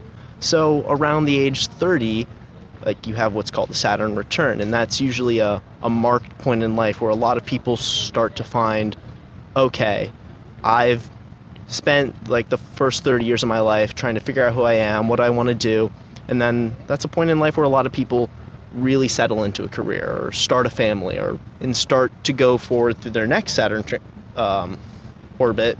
Like, this is my life, this is what I'm doing. And then, 60 is about the retirement age, and then there's another change. So there's all of these different ways that it colors life, which I've just found really incredible. Yeah, is it a kind of system to kind of be a metaphor for ourselves, or is it like a thing that is actually causing us to be different? That's a good question. The modern astrology that's practiced today is, I guess, like archetypal, Jungian, psychological astrology. Okay, how can I understand myself? Like, what are my psychological traits? How do I express my emotions? How do I express myself to the whole world, etc., etc., etc.?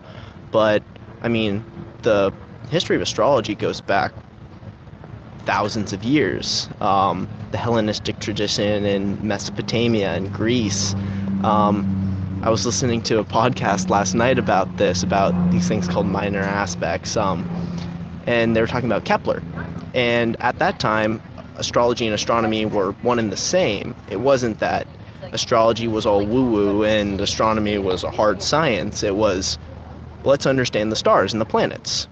And Kepler was influential because he started what would become to be known as astronomy, and when it separated from astrology. But he looked at both those things. He figured out the planets were ellipses, etc., etc., but he still had astrological beliefs as well. And so it goes way back in time as like humans looking up into the stars, seeing that great expanse of space, all the fixed stars and everything around us, and all the planets, thinking, what are those? What could they mean? Like the harmonics of the planets. It's the seven spheres, God, whatever you want to call it, up there. And it's just this big source of wonder that has seemed to capture people for thousands of years. Big source of wonder, cool. Yeah. And that's kind of related to philosophy, the level of wisdom, so yeah, awesome. So astrology is one way to potentially understand yourself. What are some other things that we could put on the table for answering that question? There's lots of options. The most foolproof way is introspection and self-reflection. To ask yourself, okay, what do I like to do? Even as simple as that. Do you like to skateboard? Like, part of who you are is someone who skateboards. If you like to cook, part of who you are is that you like to cook. And it's a never-ending spiral because who you are is constantly changing. A good way that helped me understand it was I look back at who I was when I was 6. Clearly, that individual was a lot different than I am now. First of all, physically. Mm-hmm. Second of all, mentally, and probably in a lot of other capacities. I'm a completely different person, but I have those same memories, and I've been in the same body.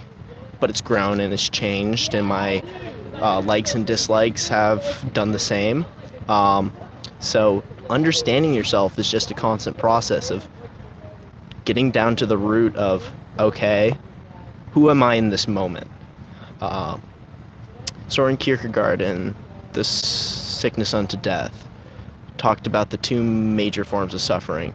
One was trying to be somebody else, and the second was trying to be yourself. Because in either situation, you're striving to be somebody that you are not currently in this moment. Yeah. And so I think the best way to understand yourself, at least who you are right now, is to stop, take that inventory, and just ask, who am I right now? What am I doing? What do I like? Like, what gives me motivation, or what am I passionate about? Right. Cool. So astrology and introspection. Anything else to add to that table? as options? I mean, other people too. One thing that I've been meaning to do is start to call some of the closest people in my life and ask them, when you think about me, what are the first words that come to mind? Good or bad? Because I've done enough thinking in my own head, and I have a picture of who I am, but that's from the inside looking out. And so I ask, like, my mom or my dad or my sister or friends from middle school or past relationships, hey, like, when you think about me, what's the first word that comes to mind? Like, how would you describe me? To try to see how I'm viewed from the outside in, and not necessarily look at the world from this very blinded, egotistical, the world is all about me type view. Right. Gotcha. So opinion of friends and family, is that fair? Yeah, absolutely. Gotcha. If we had to put these on a scale from 0 to 10 in terms of the reliability of understanding yourself, where would astrology be? Where would introspection be? And where would be opinion of friends and family? If like 10 is like the best, you know, if you did this, you would know for certain who you are, and you know. Well, I would say that introspection is definitely top dog. It's the best? Yeah, it's probably the best way to understand yourself, because nobody can understand you better than you can. You've lived with yourself your entire life, so you understand yourself more than anybody, even your own family. And I'd say probably friends and family understand you pretty well, especially the close ones. And then astrology sits in this weird place because it's like a form of introspection. It's just an outside source that allows you to look at yourself from a certain perspective and think of yourself in a certain way. Just the same way if you read a prompting psychological book. It's like, oh, do this exercise, think about this, like visualize this, like what comes up. It's the same sort of thing. So it is introspection in a sense, but I don't think that the position of Saturn necessarily determines how my life is going to go. Maybe it does, but I don't know. What I do know is that I can introspect and I can ask myself, who am I? And that's a more surefire way to get to the root of who I am. And then, you know, friends and family have a limited view of you, and then astrology has the same. So, I mean, I'd give introspection like an 8 or a 9. It's not perfect, but it's pretty good. Friends and family, maybe like a 5 or a 6, and astrology, a 4 or a 5. But they're all important in how you use them. If you use the opinion of friends and family wrong, it can totally ruin you figuring out who you are, because you can only hear the bad things, or you can only hear the good things, and you can miss the point of what they're saying and how that can help you grow and change and become who you are. And I mean, astrology, you can read that totally wrong too. I mean, people do it all the time. You can read it wrong with astrology? Yeah. I mean, it's all interpretation. There's just like the planets are where they are. There's like, that's empirical. Nothing can change that. The sun is like in this part of the sky. It's in this part of the orbit around Earth. The other planets are in XYZ relationship to it. But I mean, the zodiac is a totally man-made constructed idea. And so, but it's just a helpful tool to understand. It's just a tool. A tool to understand ourselves? Ourselves, others, the way we all interact, like the universe as a whole. Yeah. It's Is it reliable at doing that? How does it know anything about us? It doesn't. But we know everything about us. Okay. It's like a pair of glasses that you put on. So like if you put on your reading glasses when you go to read something, you put on your astrology glasses when you go to learn about astrology, you put on your social glasses when you go out with friends, your cooking glasses when you cook, etc., etc. It's all these different hats that you're wearing in life, that all sum up to who you are. And who is that? whoever you think you are. And astrology has an opinion about people. Should we follow the opinion of whatever astrology says? No, not necessarily. Not necessarily. If it's a guide, it's a helpful tool. If you find that the explanation that astrology gives for a lot of who you are is accurate and that helps you, yeah, absolutely take that. But take it with a grain of salt because you change. And it's hard to know anything with certainty in this world. There's a lot of things that we can get really close to knowing with certainty, but so many things change and develop. I mean, cell phones. Like 20 years ago, cell phones were these big bricks that like only a couple of people had. But now everyone's got like this slim little like supercomputer in their pocket. Things change and really rapidly in our day and age. So it's stood the test of time and proven to work in various ways, but by no means is it like 100% accurate. Yeah, what I'm hearing is, yeah, the test of time. It survived and that's a reason to give credence to it. Credence to astrology and yeah, I mean, there's lots of things that like blew up, got huge, and you're like, this is going to be the next big thing. It's going to color our decade or our century, and then all of a sudden they're gone. Like, you remember the whip and the nene? Yeah. Like, what happened to that?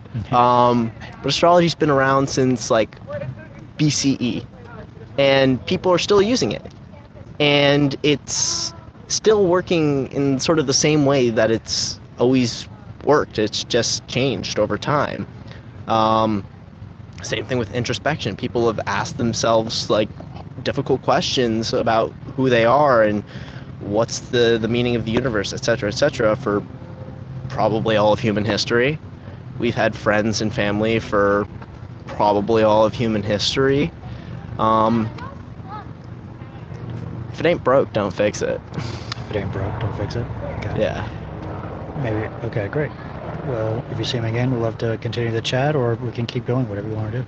Absolutely. I gotta run home. I've got some stuff to do, some no worries, things to catch up on before Thanksgiving. But thanks for sitting down with me. Thank you, Lucas. I'd like to offer people one of these little yellow, blue, or red puzzle pieces. Feel free to pick a color. They're little like stress balls, and you can come back and get another color if you want. If you see me again. Those are cool. Thank you. I appreciate it, man. No problem. Happy Thanksgiving. You too, bud. That was fun. Yeah, that was cool. Yeah. It's always fun to talk about it. Yeah. Alrighty. Keep it up, man. This is cool. Thank you. And I've got a card over there if you want to grab my social on the board over there. Will do. Sweet. See you around.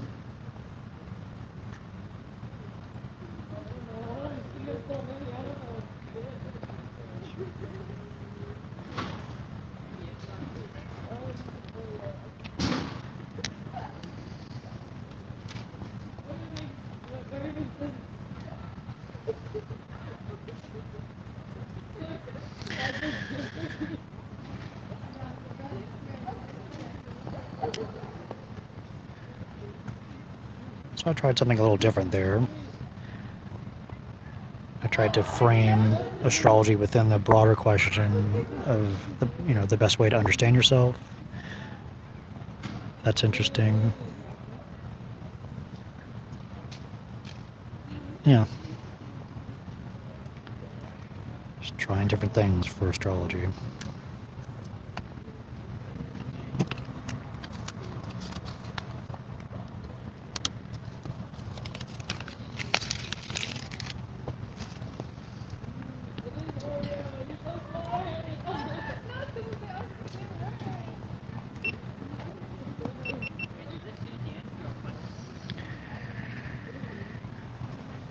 Alright, sun's coming out, but I got my shade.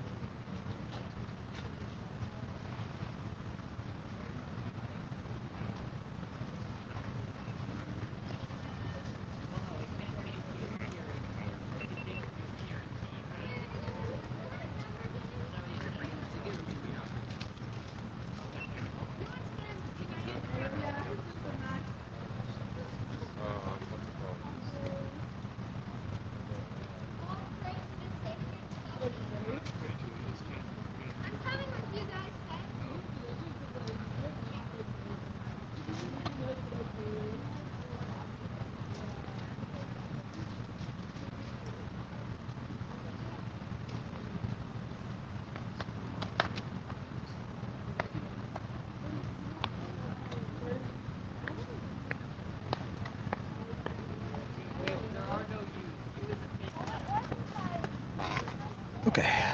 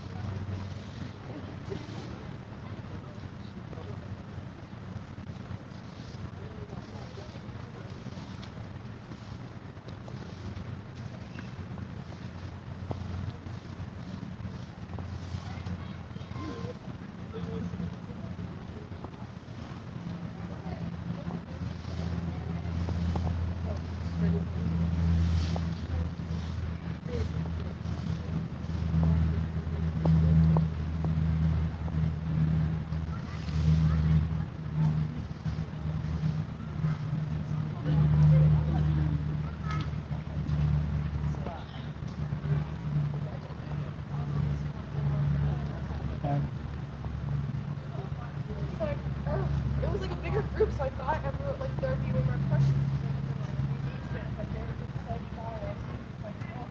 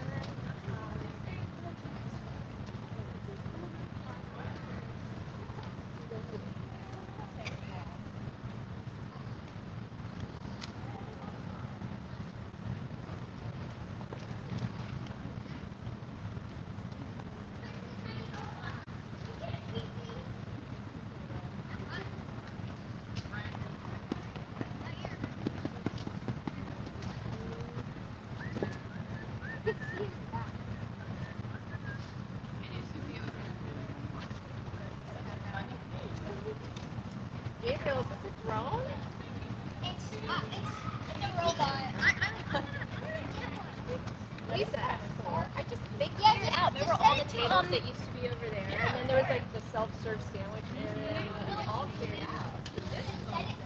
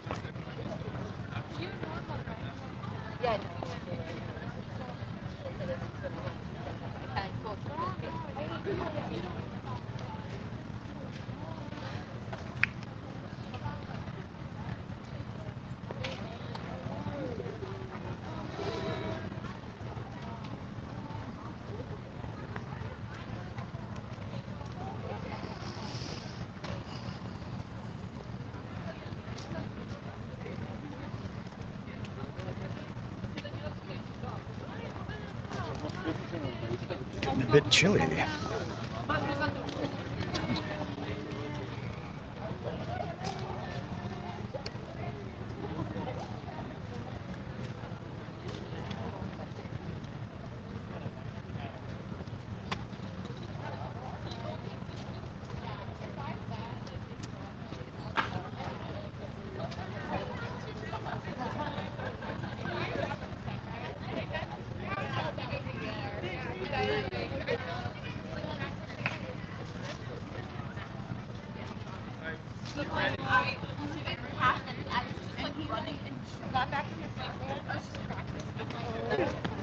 And like, I don't even know. I don't know.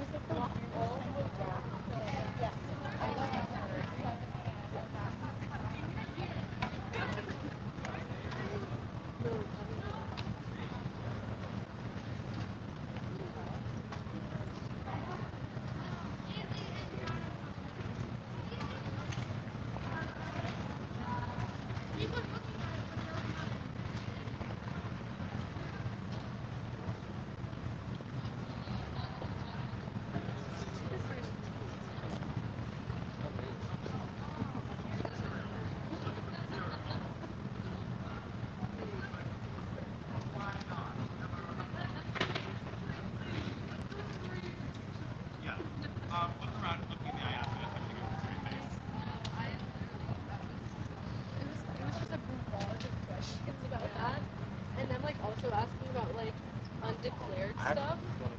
So.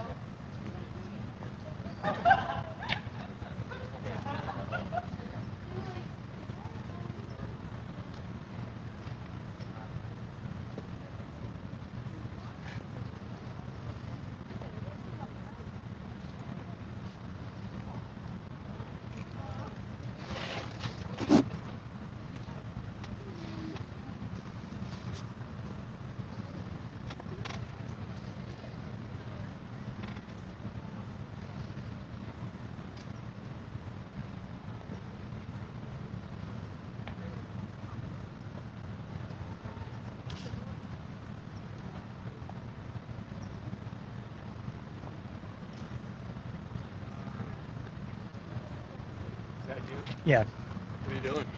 just hanging out for my YouTube channel hobby, doing some interviews. Oh, is that what that is? Yeah, How's that going?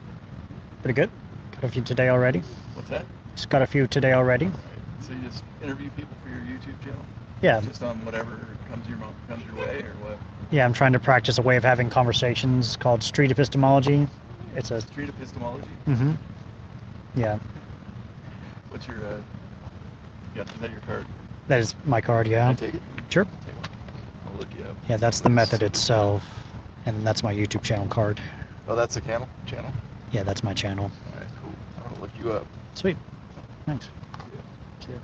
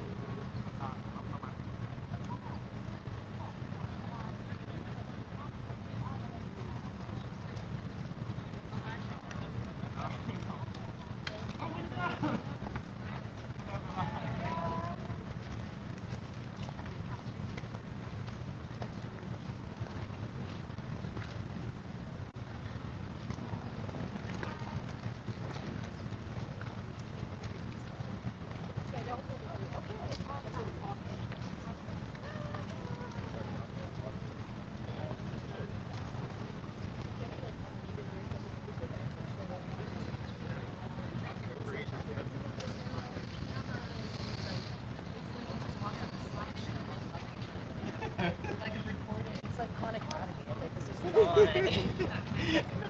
real talk. It's really just like.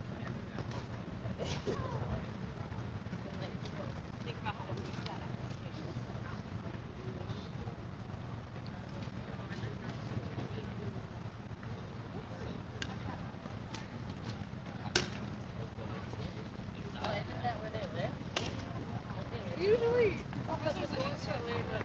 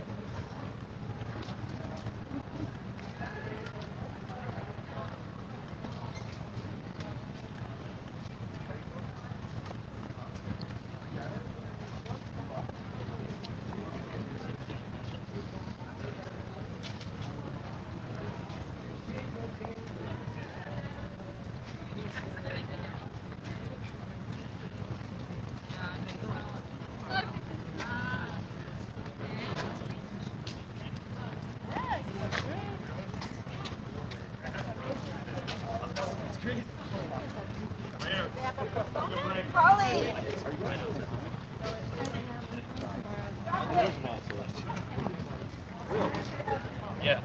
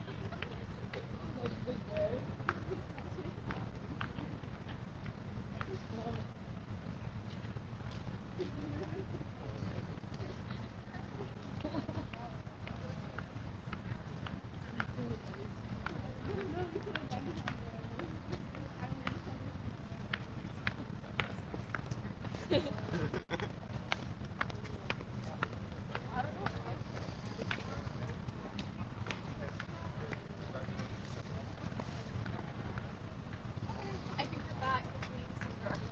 So,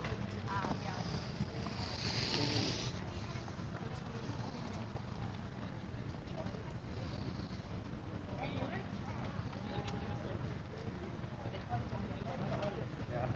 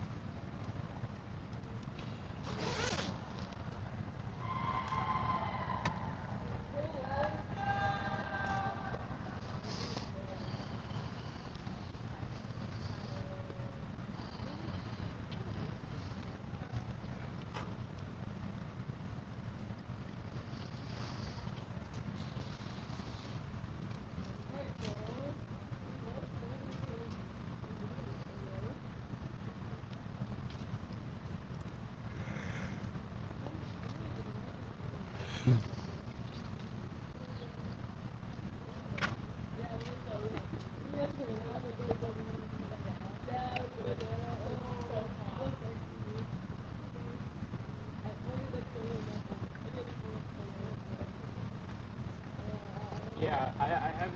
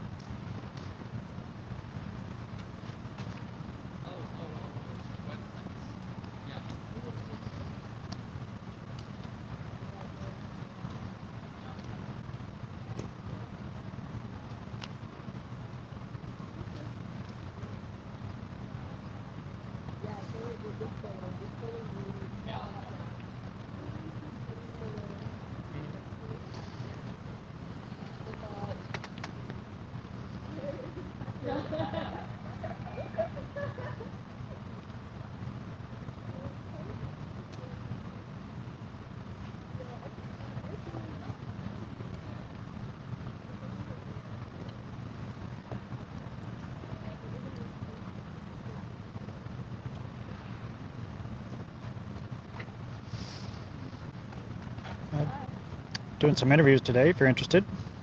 Yeah. Cool. What are you guys talking about? Got a few topics there, or whatever you want to talk about. What do you want to talk about? I like to talk about the more contentious issues that people have a hard time talking about. Like what? Like, Yeah. right? It could be Everybody's anything. contentious about everything. Yeah. I guess the more popular ones right now are like critical race theory or That's a good one. wokeness, sex versus gender stuff. Or What about them? I want to hear people out and help people try to think through them. Well, right now, isn't critical race theory being banned in like schools, and like they're trying to implement critical race theory in high schools? And I only know this because I saw Angela Davis speak about it on Democracy Now! You saw Angela Davis speak about it. Yeah, no, but like through a video. Like I didn't see her in person. But I okay. did see her in person. Oh, wow, cool. Yeah. In Oakland. In Oakland? Yeah. Sweet. She gave a speech during the Black Lives Matter movement. Mm-hmm. And so during critical, she argues that Want to use headphones? critical race theory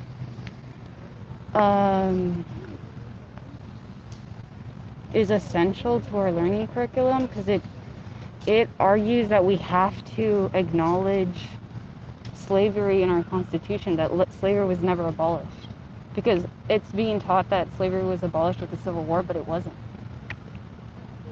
General. It's in the 13th Amendment. In the 13th Amendment, if you read it, it says that slavery will be abolished except for prison and indentured servitude, if you actually read the 13th Amendment. Mm-hmm. Yeah, some people construe that as virtually equivalent to prisons. Chattel slavery. So prisons are another form of slavery, and that's what Angela Davis argues. Mm-hmm. Want to talk about that? Yeah, we can talk. We're already talking about it, aren't we? Sure. Want to use headphones, or do you mind if I record? Is that cool? Yeah, that's cool. Thank you. It's easier to hear. Do you mind if I record and live stream? Yeah, that's fine. All right, thank you.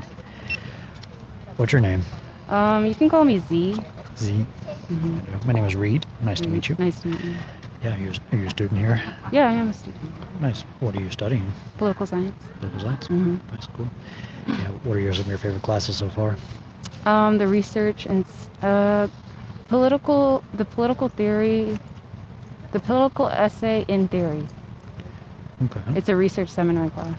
Research seminar? Uh-huh. Okay. But we're supposed to be writing a political theory essay. So we're supposed to find something that is relevant to what's going on now or has had a big impact for a long time.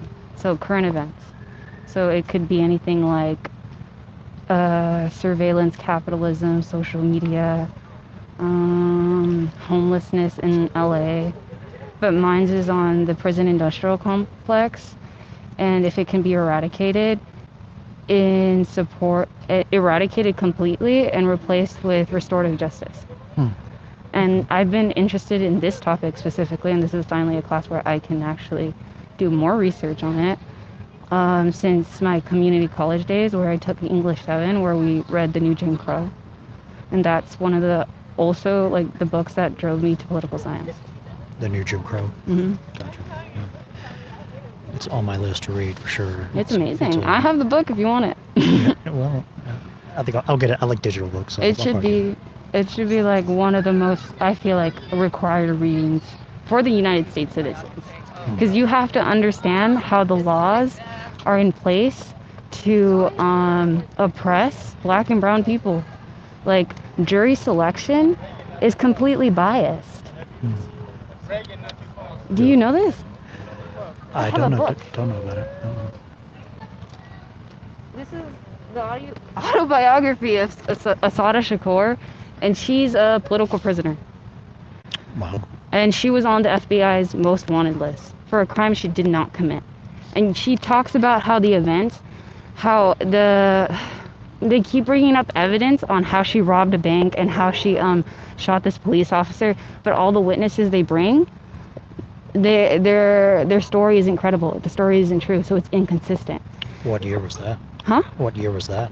This is around the Black Panther movement. 1960s? Yeah, the 60s. Okay. And the criminal justice system in terms of like jury selection is just as bad today as it was then? Or? Yeah, I would say so. Like I said, I'm still retouching up on it, but it's definitely still like that. Cool.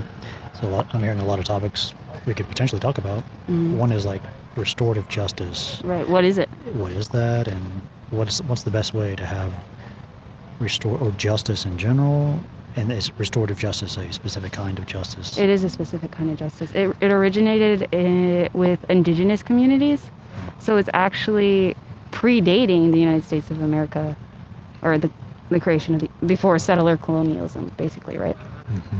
So it's the way that Native Americans operated justice in their communities. Mm-hmm. And it's so interesting learning about it because with the passage of the Major Crimes Act of, I don't know the number, but that passed, and it puts rape under the Major Crimes Act.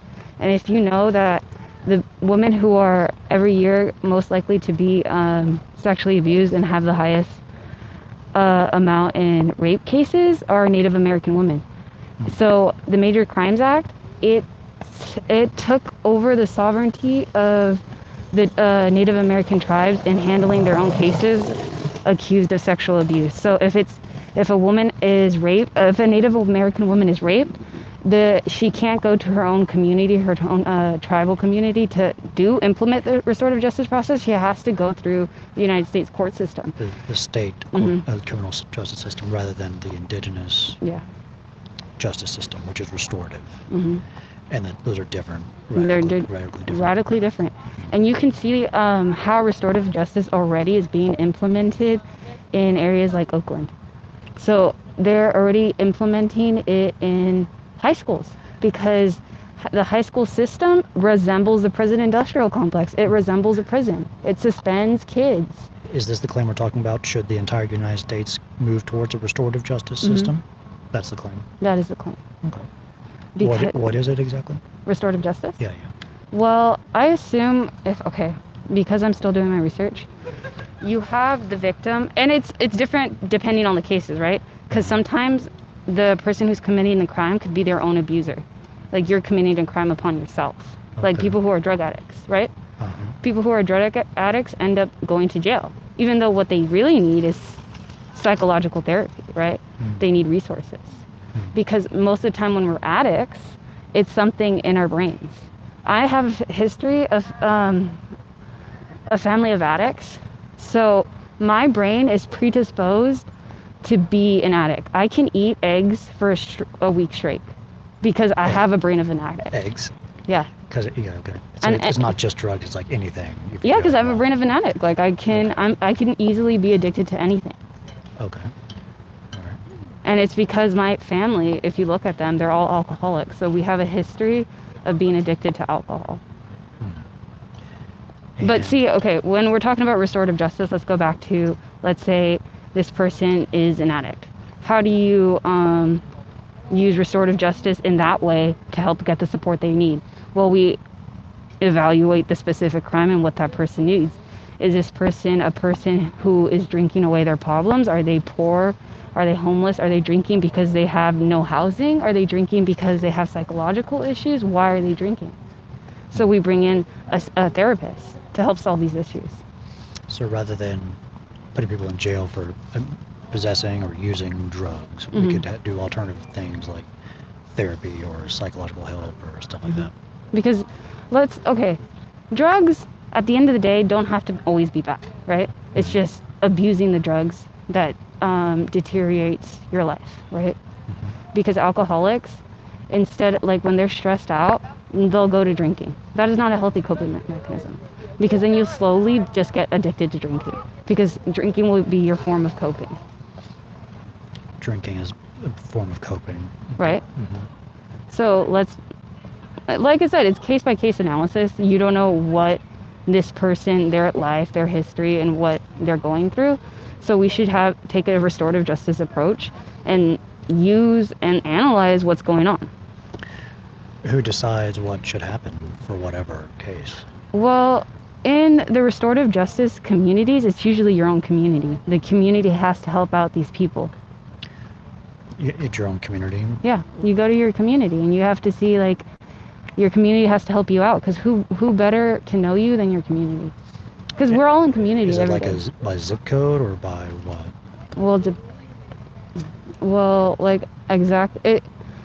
You're asking a hard question, because restorative justice has been implemented in different areas already, right? If it's implemented in the school system, like obviously you're going to go through the teacher. Like the teacher will tell the kid, let's say the kid is harassing another girl or something, you can take the victim and the perpetrator of the victim, and you prioritize the victim in that sense and be like, what does the victim need? Should they even be in contact with this abuser? Can they even have a resolvement? And that would be through the school system. Who's a victim and who's not? And who's not? Yeah. Well, we have it at the same time, it's kind of like the criminal justice process, right? We have an objective person. An objective person? Person. Like we're hearing both sides of the story. We try to get the objective reality of it by hearing people out from both sides? Yeah. Okay. And who listens to these different people and decides which is a victim, which is a perpetrator? People from the community. People from the community, right? Then the schools, it would be maybe the teachers, because the teachers have the most authority in that sense, right? Okay. So teachers would, in an ideal system, allot some of their time to dealing with these issues. Mm-hmm. Instead of suspending them, because usually teachers just we're suspending and expelling this kid, and we're outcasting them from the community, and they're never going to be. They're just an issue that we don't have to deal with. We just want it to go away. Kind of how we deal with people. Like we just put people in prisons, even though we're not dealing with the main issue at hand. Mm-hmm. Yeah, and there's restorative is like trying to get to a good place to the root cause of the issue, rather than punishing or that type of thing. Because if you think about it, our justice system is more punitive than it is restorative. Mm-hmm. Gotcha. Okay. Any other interesting examples to explore with restorative justice? What about like other crimes or something besides drugs?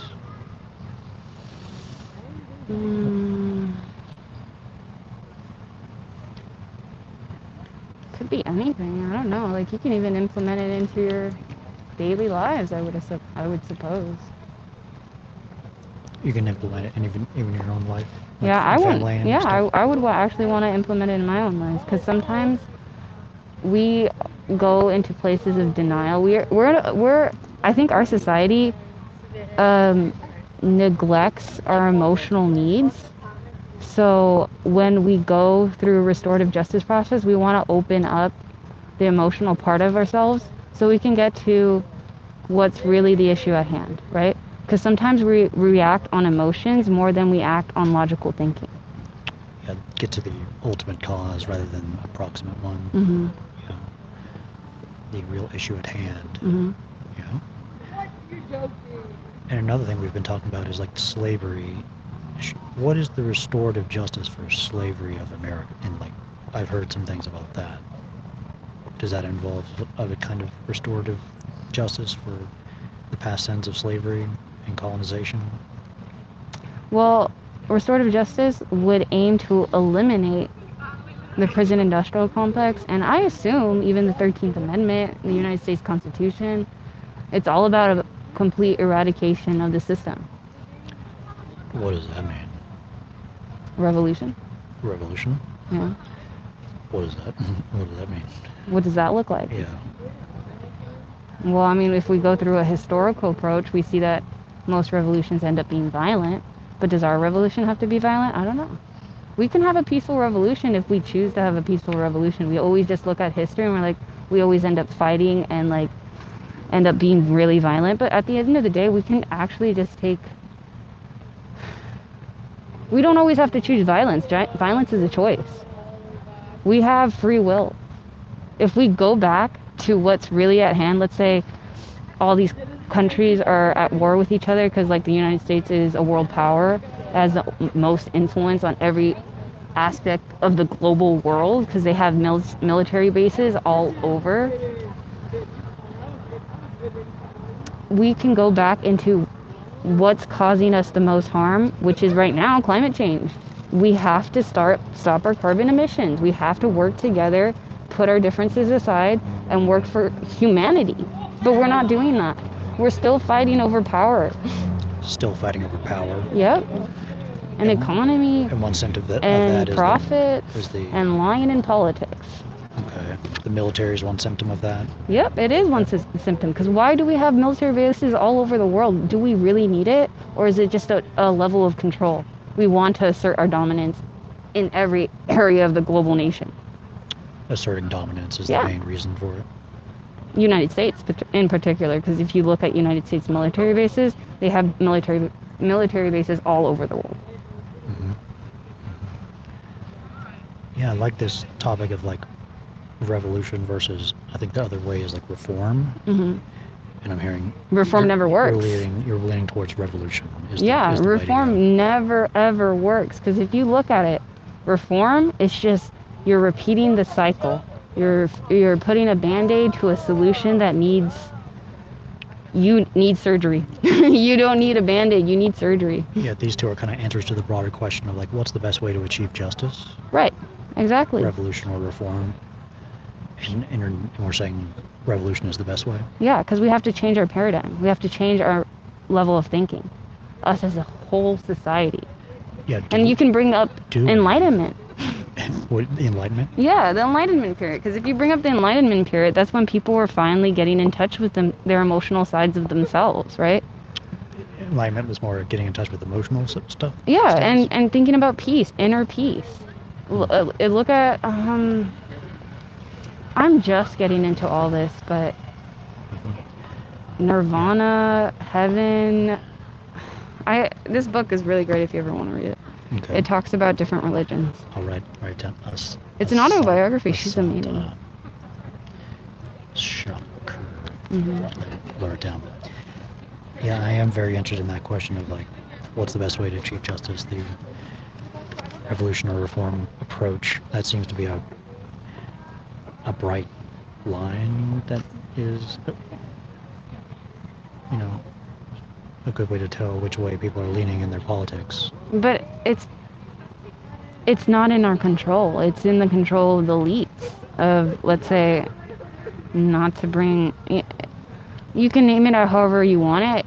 There's people who are more powerful than us, and they think they're smarter than us, and they're thinking they're doing better, doing what's best for us. But at the end of the day, they're not doing what's best for us. They're trying to just keep power and control. It's the politicians.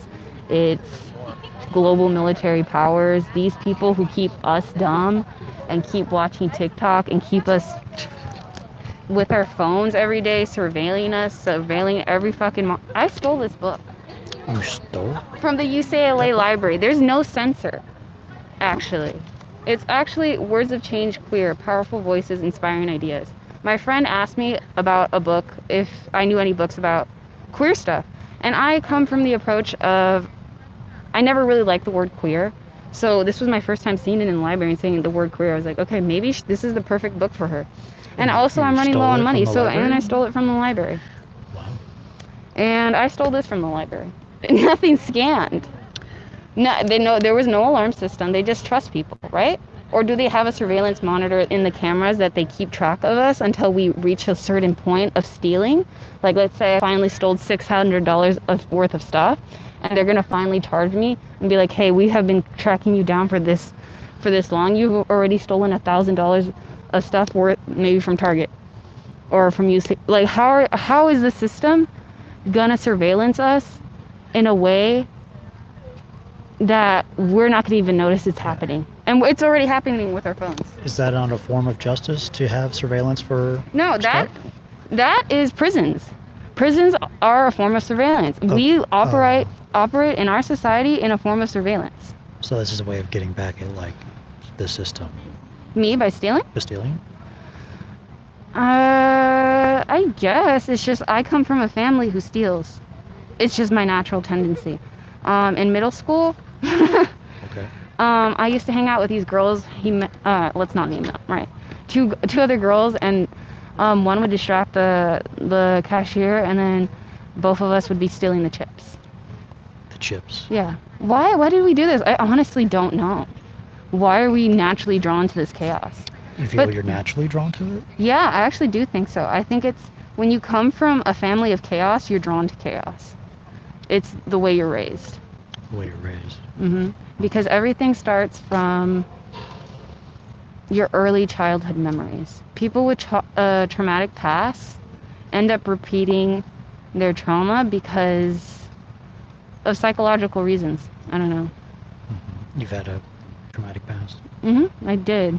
And I can recall really early childhood memories. And they were really chaotic.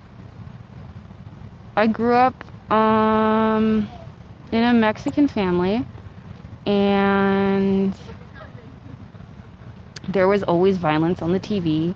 You know that movie Gothica? I saw that when I was 6 years old. That movie's about a psychotherapist trying to help people who are criminals. Is that Halle Berry? Yep. And then her husband ends up being a serial rapist. And I watched that at 6 years old. And I remember my mom telling me she's not going to remember this. I took that movie and remembered it for the rest of my life. And I wanted to be a psychotherapist because I wanted to help people, but I also understood what was going on because I was also being sexually abused at the time. So I could understand the topic at 6 years old. Oh, Jesus Christ. So when you have a traumatic past, you're forced to be remembering things and making sense of what's happening to you. Because I was naturally drawn to these things from an early age. I was drawn to violence. I was like, I wasn't a violent kid. I was a kid who was gaslighted. So whatever happened to me, I'm pretty sure they were gaslighting me. So they made me feel like it was my fault. So everything I do now... Who? Your family? Who? Whoever was sexually abusing me. I don't know. It's one or two people. Oh my gosh. Exactly. So as a kid, I grew up and I was like... I kept punishing myself. Why? Because they made me feel like it was my fault. In school, when there was a lunch fight, all the kids were throwing food, and they were like, who threw the first chicken nugget? And I said I did. I didn't. And then somebody else was like, no, she didn't do it. I don't know why she's saying that she did. And then I looked back at my childhood stuff and I was like, why was I doing that? I felt like I had to punish myself. And then when I got my first job at Toys R Us, I was late and I wasn't even supposed I was 40 minutes late. And by that time, you're not even supposed to, you can't clock in anymore. You have to talk to a manager and say, hey, I'm 40 minutes late, da-da-da-da. Instead, I just worked for free. I was just punishing myself. So I've been constantly punishing myself because of my childhood trauma. And that's what I've been making sense of. Do you have someone to talk to about this trauma? Like, I'm not qualified. No, I'm not talking to you. Yeah. I mean, it's just, I'm trying to tell you all the things I've been drawn to. And that's what's bringing me hope and what's bringing me a sense of justice is reading books like this. A hope for a better future. Yeah, a hope for a better future. And one in which revolution is required to get there. And restorative justice, because restorative justice, I used to watch Angela Davis talks all the time, almost religiously. And one of her talks, she talks about the work of Faye Honey Knob or something like that. And she takes the prison industrial complex approach, and she says that if we are to completely eradicate prisons, we have to look at the viewpoint of everybody is deserving of restorative justice. And so the worst people that we logically think are the worst people that don't deserve justice, that deserve like the death penalty, are child rapists. And she takes that approach of we have to study child rapists because we have to see if we can forgive them if we're going through a restorative justice process. That seems like the ultimate test. If like the worst of the worst, if they deserve it, then everything else follows that it deserves it. And that's not Angela Davis's approach, but she cites her work and saying that's an interesting point that I've never thought about. But that's taking a lot of forgiveness. So you really have to forgive somebody. What does that forgiveness come from? From within you. Because for me, when you forgive somebody, you're mostly forgiving them for yourself first. Because you don't want to hang on to that anger, to that resentment, to that trauma. So you have to forgive them so you can move on with your life. Not necessarily they deserve the forgiveness. It's just like it's a method of moving on. Of closing the door, closing the chapter. Because if you just focus on the thing at hand, the trauma, it's never going to go away. Focusing on the trauma, it's not going to go away. So you have to forgive. If you read Are Prisons Obsolete, in the last chapter of her book, this white woman in South Africa during the apartheid, she has her son killed by this group of, I don't know, like black men. And then there's a trial court. And at the end of the trial, she forgives them. She forgives the people who killed her son. Wow. Think about that. The only person who actually does that, we talk about it, is Jesus Christ. Like Jesus Christ absolves us from all the sins. He said, I'm going to take all the sin and forgive you guys so you guys can live in peace. Yeah, and it's forgiveness. It's a common theme in Christianity. It's a common theme in almost everything if you think about it.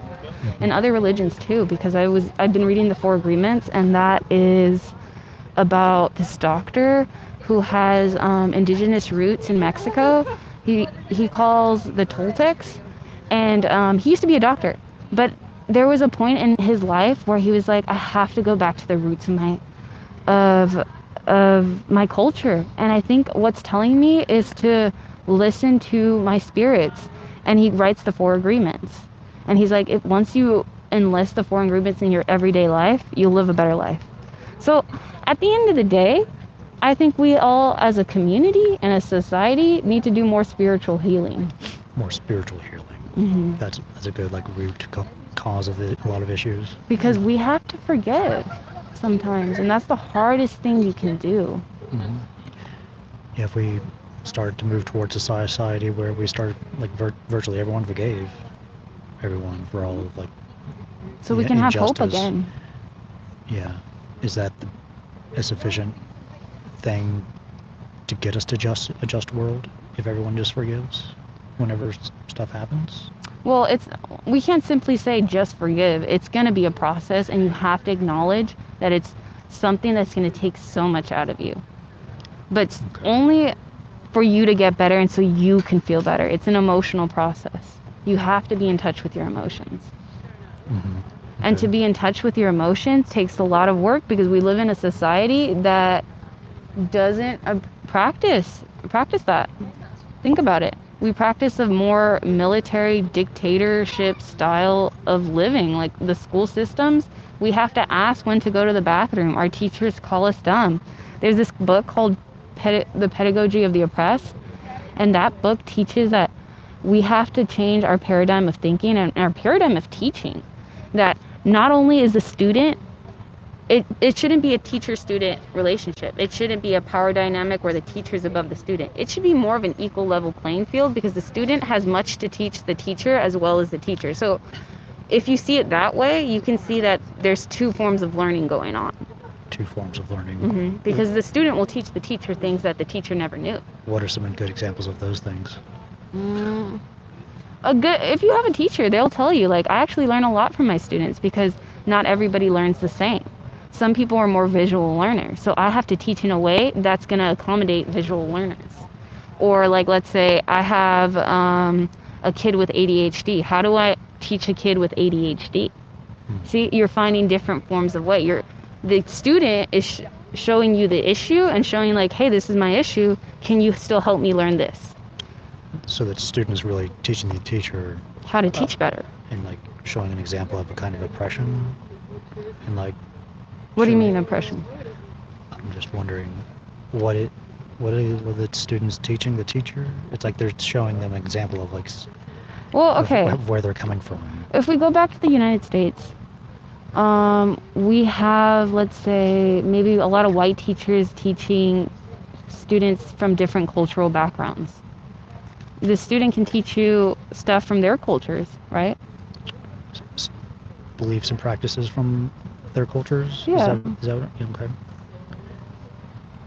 I think we all have things to teach people. Yeah, is this just a way to get to know each culture differently? Is the classroom with the best place to do that? Is the classroom the best way to do that? Like you can talk about that maybe over lunch or like in recess. No, but like what is the teacher teaching? Because at the end of the day, we're all programmed to teach what the state is teaching.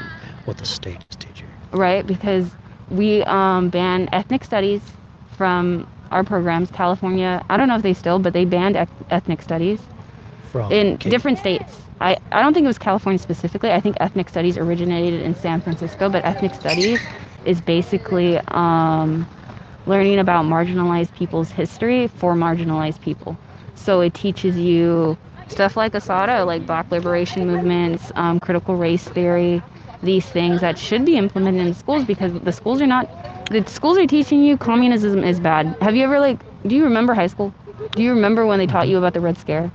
Do you remember, have they said anything positive about communism, or did they give you a one approach to look at it? I really didn't learn too much about communism at all. I did. You did? Yeah, and they taught me that, I took AP English. They said that we were just reading a bunch of McCarthy articles and how he was blaming everyone to be a communist, and then we read Ant Farm or something, and that was yeah. It's supposed to show that communism is bad and it's going to lead to dictatorship, and we're all going to be the same. Like, it takes away all your rights. Like, it's going to be like we're all equal and we all have to share this thing. But that's not communism. That is a warped perception of what the United States is teaching, so they can instill anti-communist sentiment into the United States. And they start it with high schoolers, like your earliest age of thinking. So the state is indoctrinating students into anti-communist stuff? Yeah, and China, other countries are culpable of this too, because if you look at China, the way they're teaching their history, they teach it from a victim approach. They say China's very nationalistic.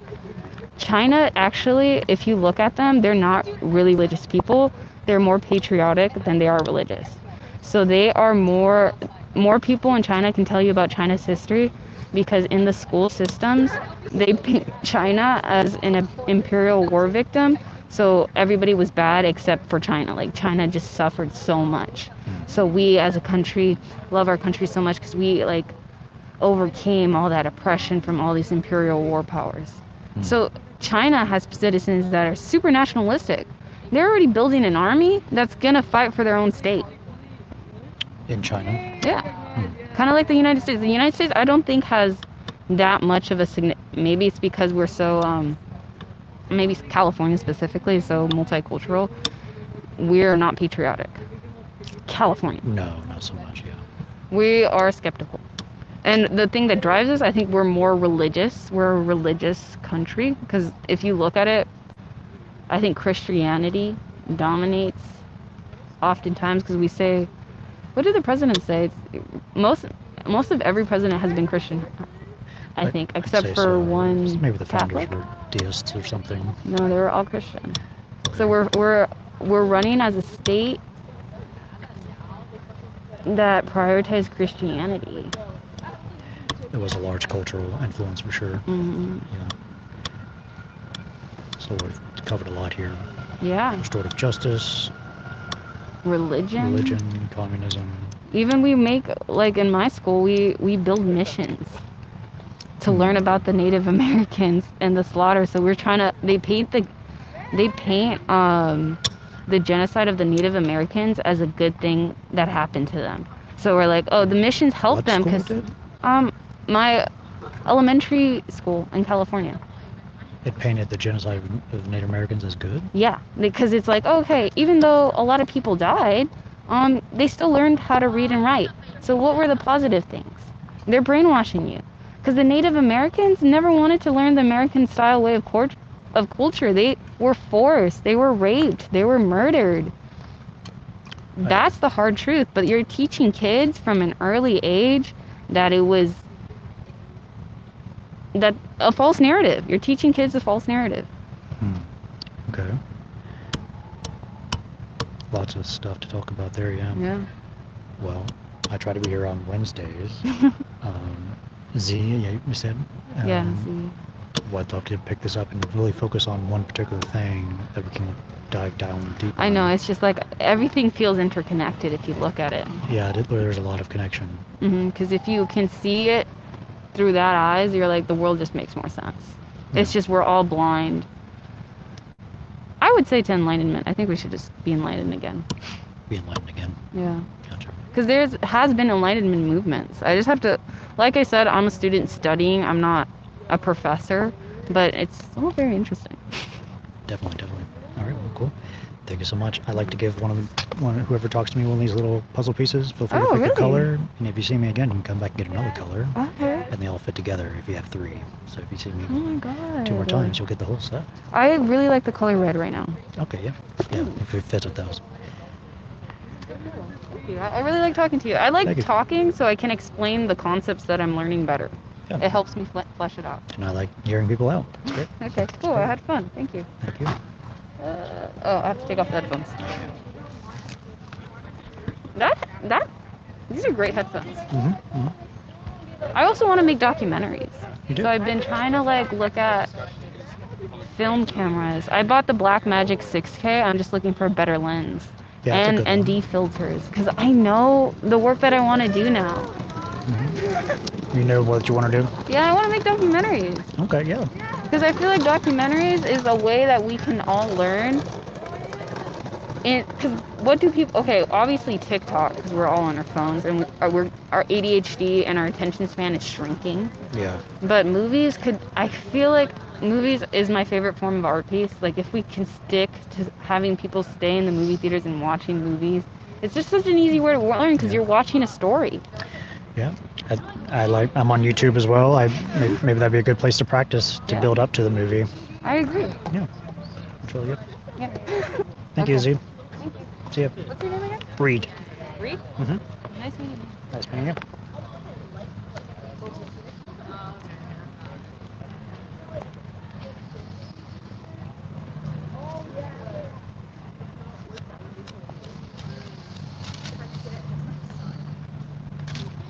Cool. That's the kind of person I definitely want to be talking to. So, yeah, it's tough though.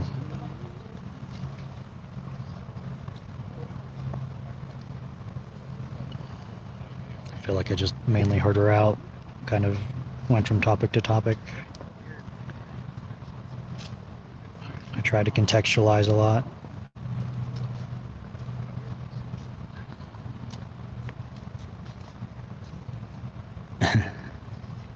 Yeah, I thought it was done.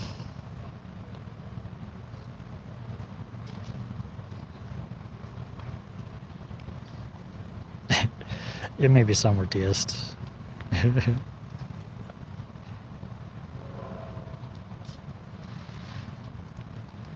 mind if I ask what you're doing? I don't mind at all. Yeah. Do you have a show that you do, or? I have a YouTube channel. I'm also president of a nonprofit called Street Epistemology International. We're trying to practice this Socratic way of having conversations that's more friendly, less of a debate, more hearing people out and just asking questions to help them think through whatever. Yeah. Yeah, I've got some topics there. You don't have to pick those, or it could be anything you want to talk about, and I'll guide you through a conversation about it.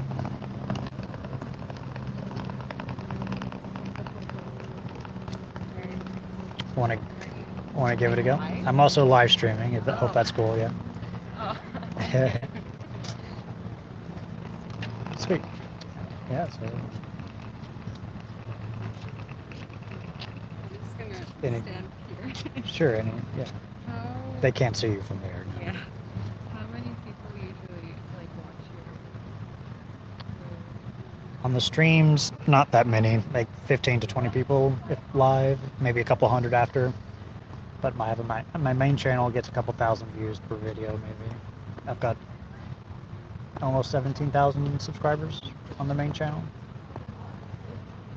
Yeah. Do you do this at multiple universities, or is this? Yeah, just around various places in LA. I'm focusing on here for the time being. Thank you so much. Hope to see you around.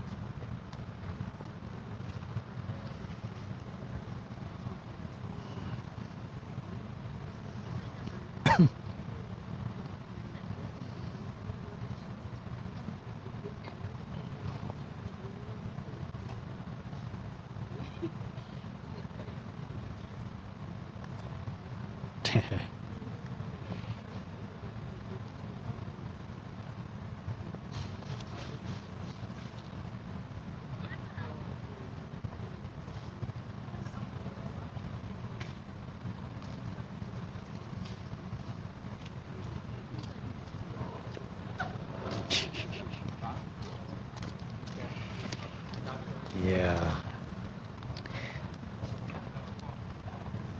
Revolutionary ideologies are such a concern for me right now. Why is this a thing that we have to deal with?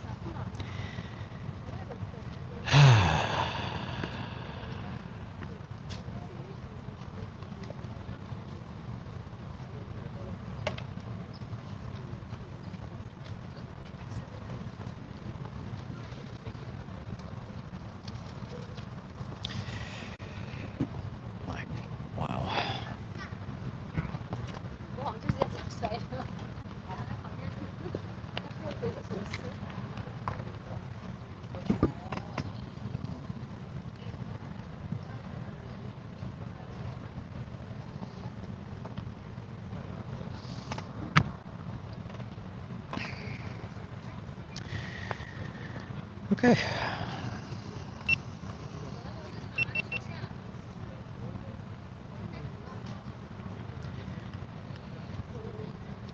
I've got 20 minutes to go.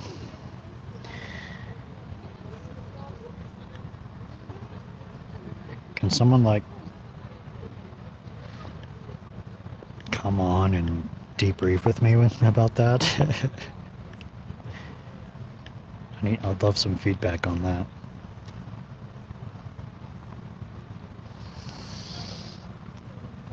So many thoughts. So many thoughts. Oh man. Yeah, come on.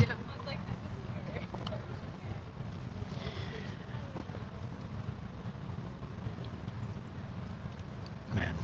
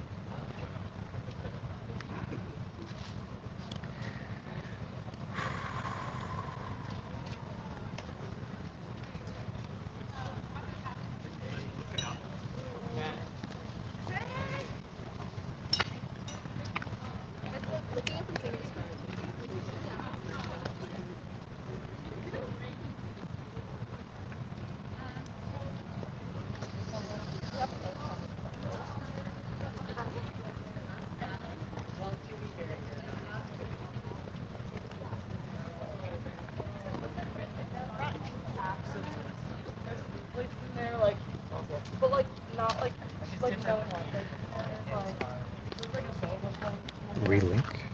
I put it in the chat. I'll DM you on Discord if you need to.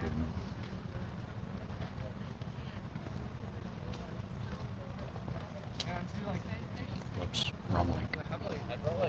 long test.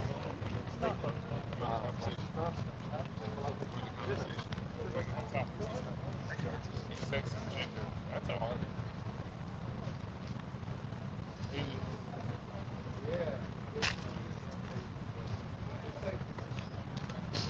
There you go. Willow. I DM'd it to you. Yeah, that's the crazy part. Like, it is real. It just feels like everything I know isn't real.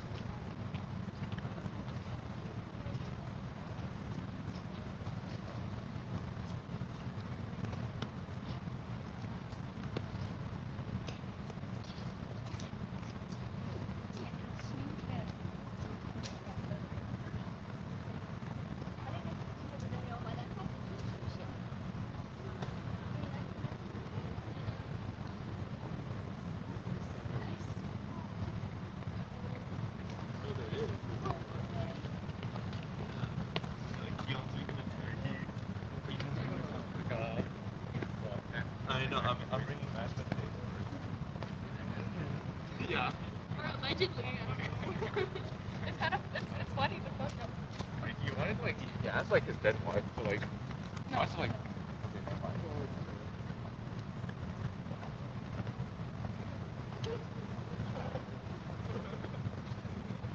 Oh shit, sorry. I don't get the sound effect. Hey, what's up?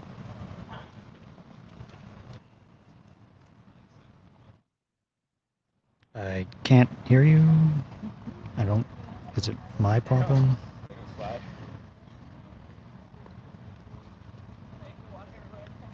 Can the chat hear you?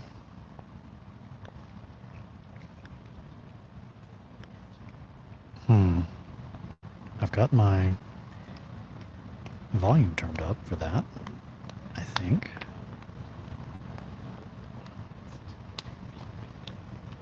No, the chat can't hear you.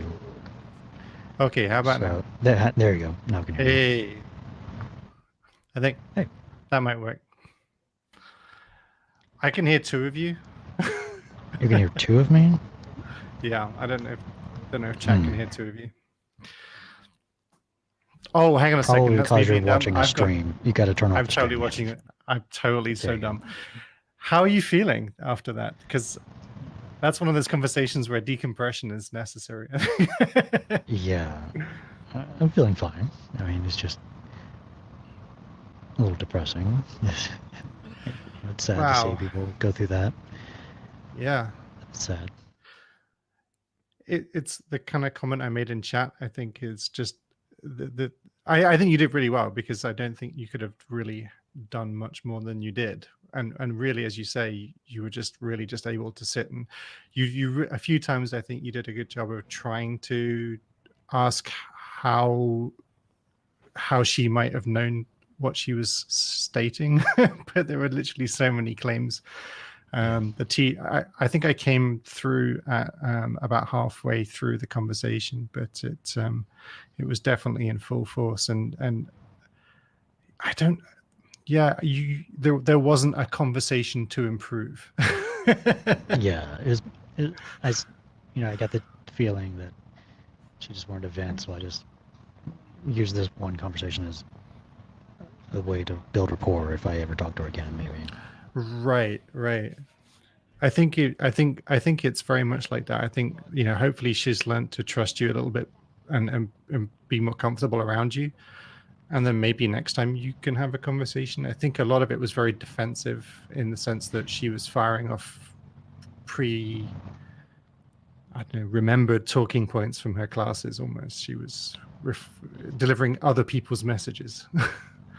Yeah, for sure. When she sat down, I could tell she wanted to just argue about something. She seemed very adamant about that, and I tried to build rapport in different ways, and I think that helped. It slowed us down.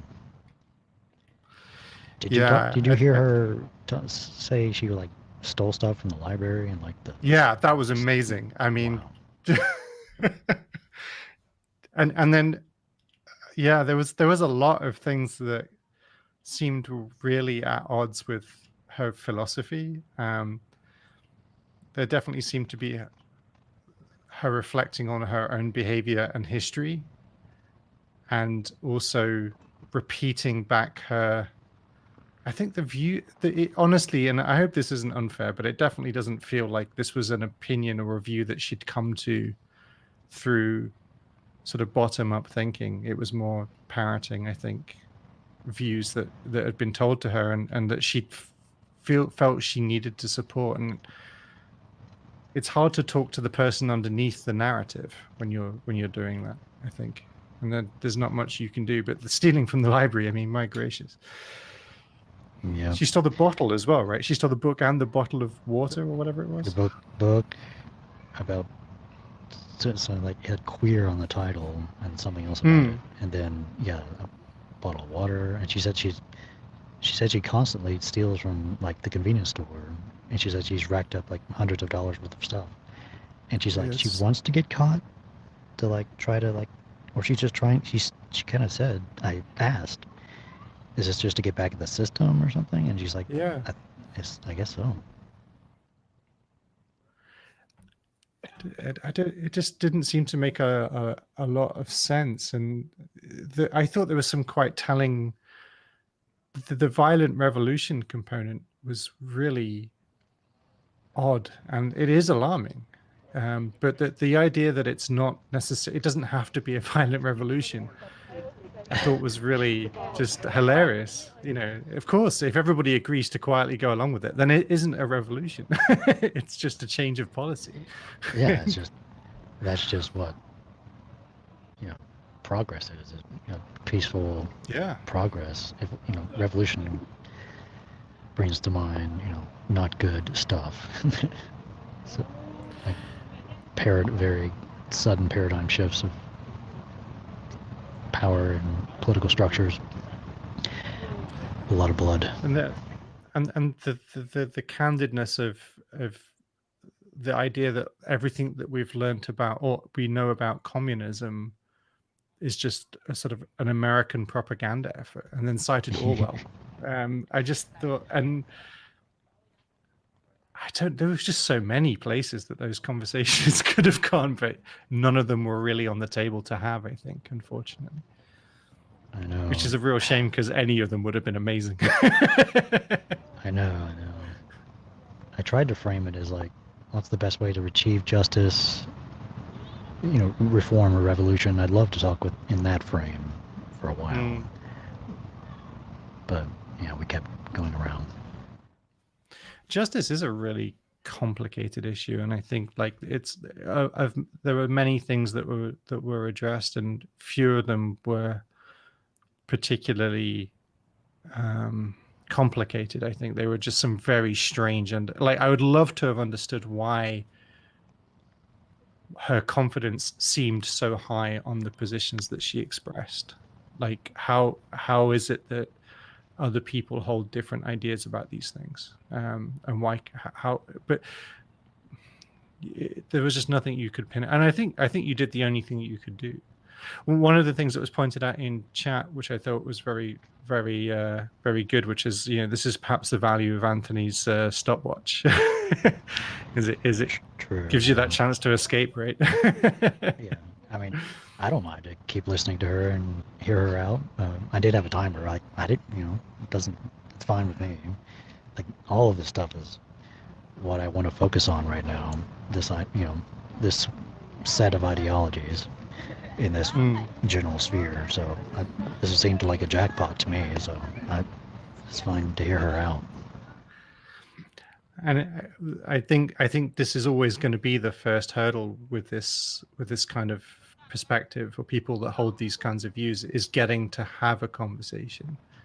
And I think unlike maybe other views where people are willing to talk about it, it feels like the manner of discourse is set up in such a way that you can't even begin to have an actual conversation with the human being that's obviously adopted these ideas.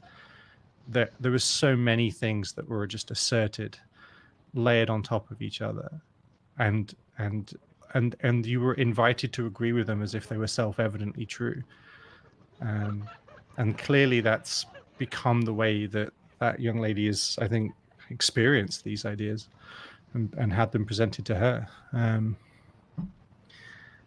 And I think it's worryingly powerful, right? Yeah. Did you find any of her arguments persuasive? Or did she make you think about anything differently? No, I mean, I think I could make her case even better than what she could have, and I disagree with that case. So no. Yeah, it wasn't the best example of those arguments I've heard. It was perhaps an honest, if rather direct, representation of them. It was almost a slight caricature, almost, violent revolution, communism's not as bad as we've been told. It was just hitting the greatest hits in some ways. But so other than just hoping that she comes back and is more open to an actual dialogue, like how do you think you might approach trying to slow her down and have a conversation about some of these things, as opposed to having another sort of drive-by therapy session? Hard to say. I would try to, get a question on a post-it note and stick it on the board and try to, I don't even know, try to get a reason or a set of reasons and then check if those are real reasons. In the School of Arts and Architecture. Just do the process, but this is not merely an argument. This is like a worldview type of claim. So it's really hard. Yeah, there's no clear claim that there are so many claims, but it feels like talking to somebody, and this is somewhat trite, somewhat, but this feels like talking to someone who's gone through an indoctrination process. Yeah. You're talking to an advocate of the ideology. You're not talking to somebody who actually has formed their own opinions. They've just bought it. And I think I don't know how effective SE can be. I've seen this before where people feel it's not that their argument is weak, it's just that they are a bad advocate for the obviously true ideology. And so if they start to feel that they're not making good arguments or don't have good answers, they feel that they're letting their side down, not that their side might not be right. And I'm not sure how we address that. Like, I've found it very dispiriting talking to people from that perspective. And I guess one of the only ways that I found useful in conversations like that has been to try to talk about people's personal journeys, which definitely felt like something, because if you talk to about somebody's personal journey, how they got from obviously being a child into at some point in their life finding this position, and there must have been a period before they believed it. So what do they think convinced them of the truth of it initially, or why did they start going down that road? I guess you could pick at that thread, and then at least you're talking about a person and a personal journey, rather than just trying to address the talking points of the ideology.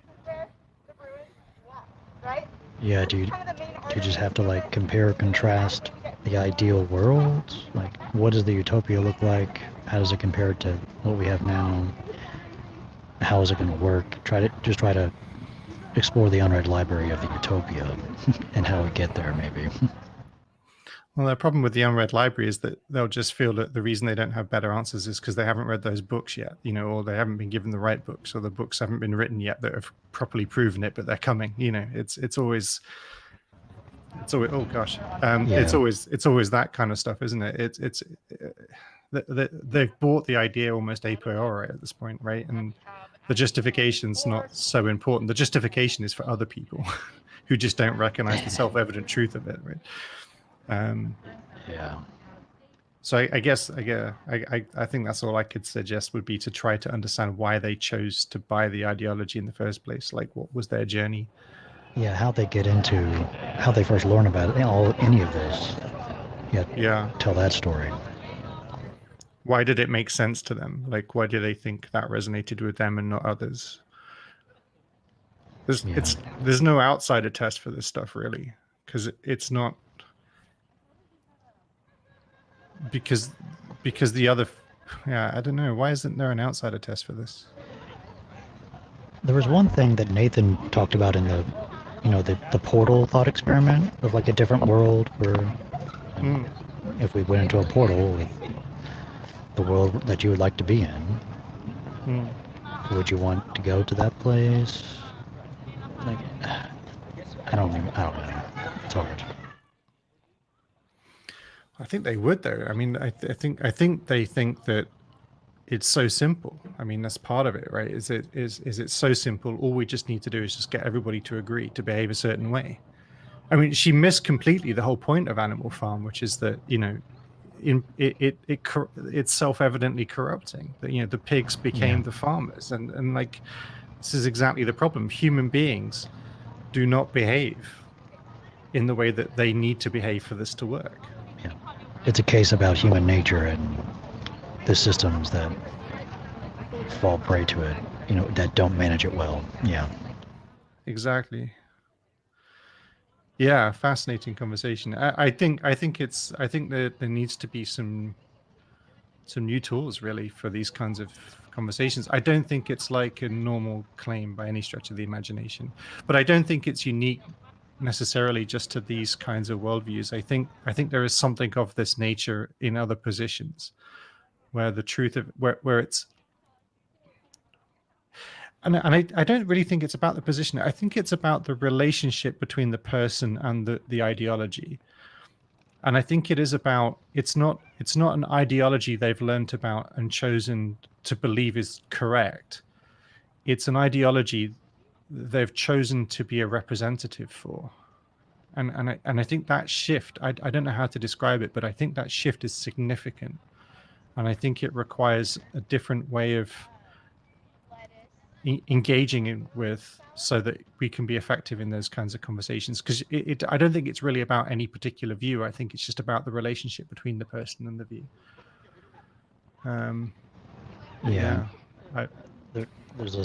There's a psychological principle of like why people believe very weird things and like bizarre things. It's like loyalty demands sacrifice. If you seem like you're sacrificing rationality, it gets you loyalty within your tribe. You seem strange to other people, so that gives you more in-group solidarity. And is this one of these ideologies that, I think most people would see that violent, you want to get to use a violent revolution to get to a communist utopia, is an extreme fringe view. So, Yeah, I think that's exactly it. Like, it's not a conversation to discuss the various truth or viabilities of the idea. It's a loyalty test. And again, this is kind of a bit like the conversation around the Book of Mormon. Again, like in the conversation with you, the only options were for her to fail to represent the truth of the ideology, or for you to agree with the truth of the ideology, proving it was true. The one thing that was never on the table was the ideology's truth. And it's like, how do you bring the truth of the ideology to the table so that you can have a conversation around that? Yeah, you just got to break up the ideology into little bite-sized claims and see if they connect and fit together, and bring up some kind of cognitive dissonance, either cognitive dissonance or emotional dissonance. That's all I can say to do. But I think when that happens, when you try to pick at the edges, I think that they just feel that they're letting the side down if they can't make the arguments better. But, they must still be right. They just need to talk to the tutor or read the book again or watch the YouTube video that convinced them. But like, it's what definitely isn't the case is that it's wrong. But I guess if you can get the pebbles in the shoes, maybe that's the maybe that it can't hurt. Yeah. I've got In Jeff between here violent as well. revolutions. He wants to come on. What up, Jeff? Hey. Any thoughts? Nope, just sit in the background listening. Just listening? Okay. Okay. Anyway. Well, I'm going to wrap up here. Thanks, you guys, for watching. It's 3 o'clock here, so cool. Appreciate it. Thanks, Reed. Take care, Reed. Have a good one, man. Sure thing. Later. Laters.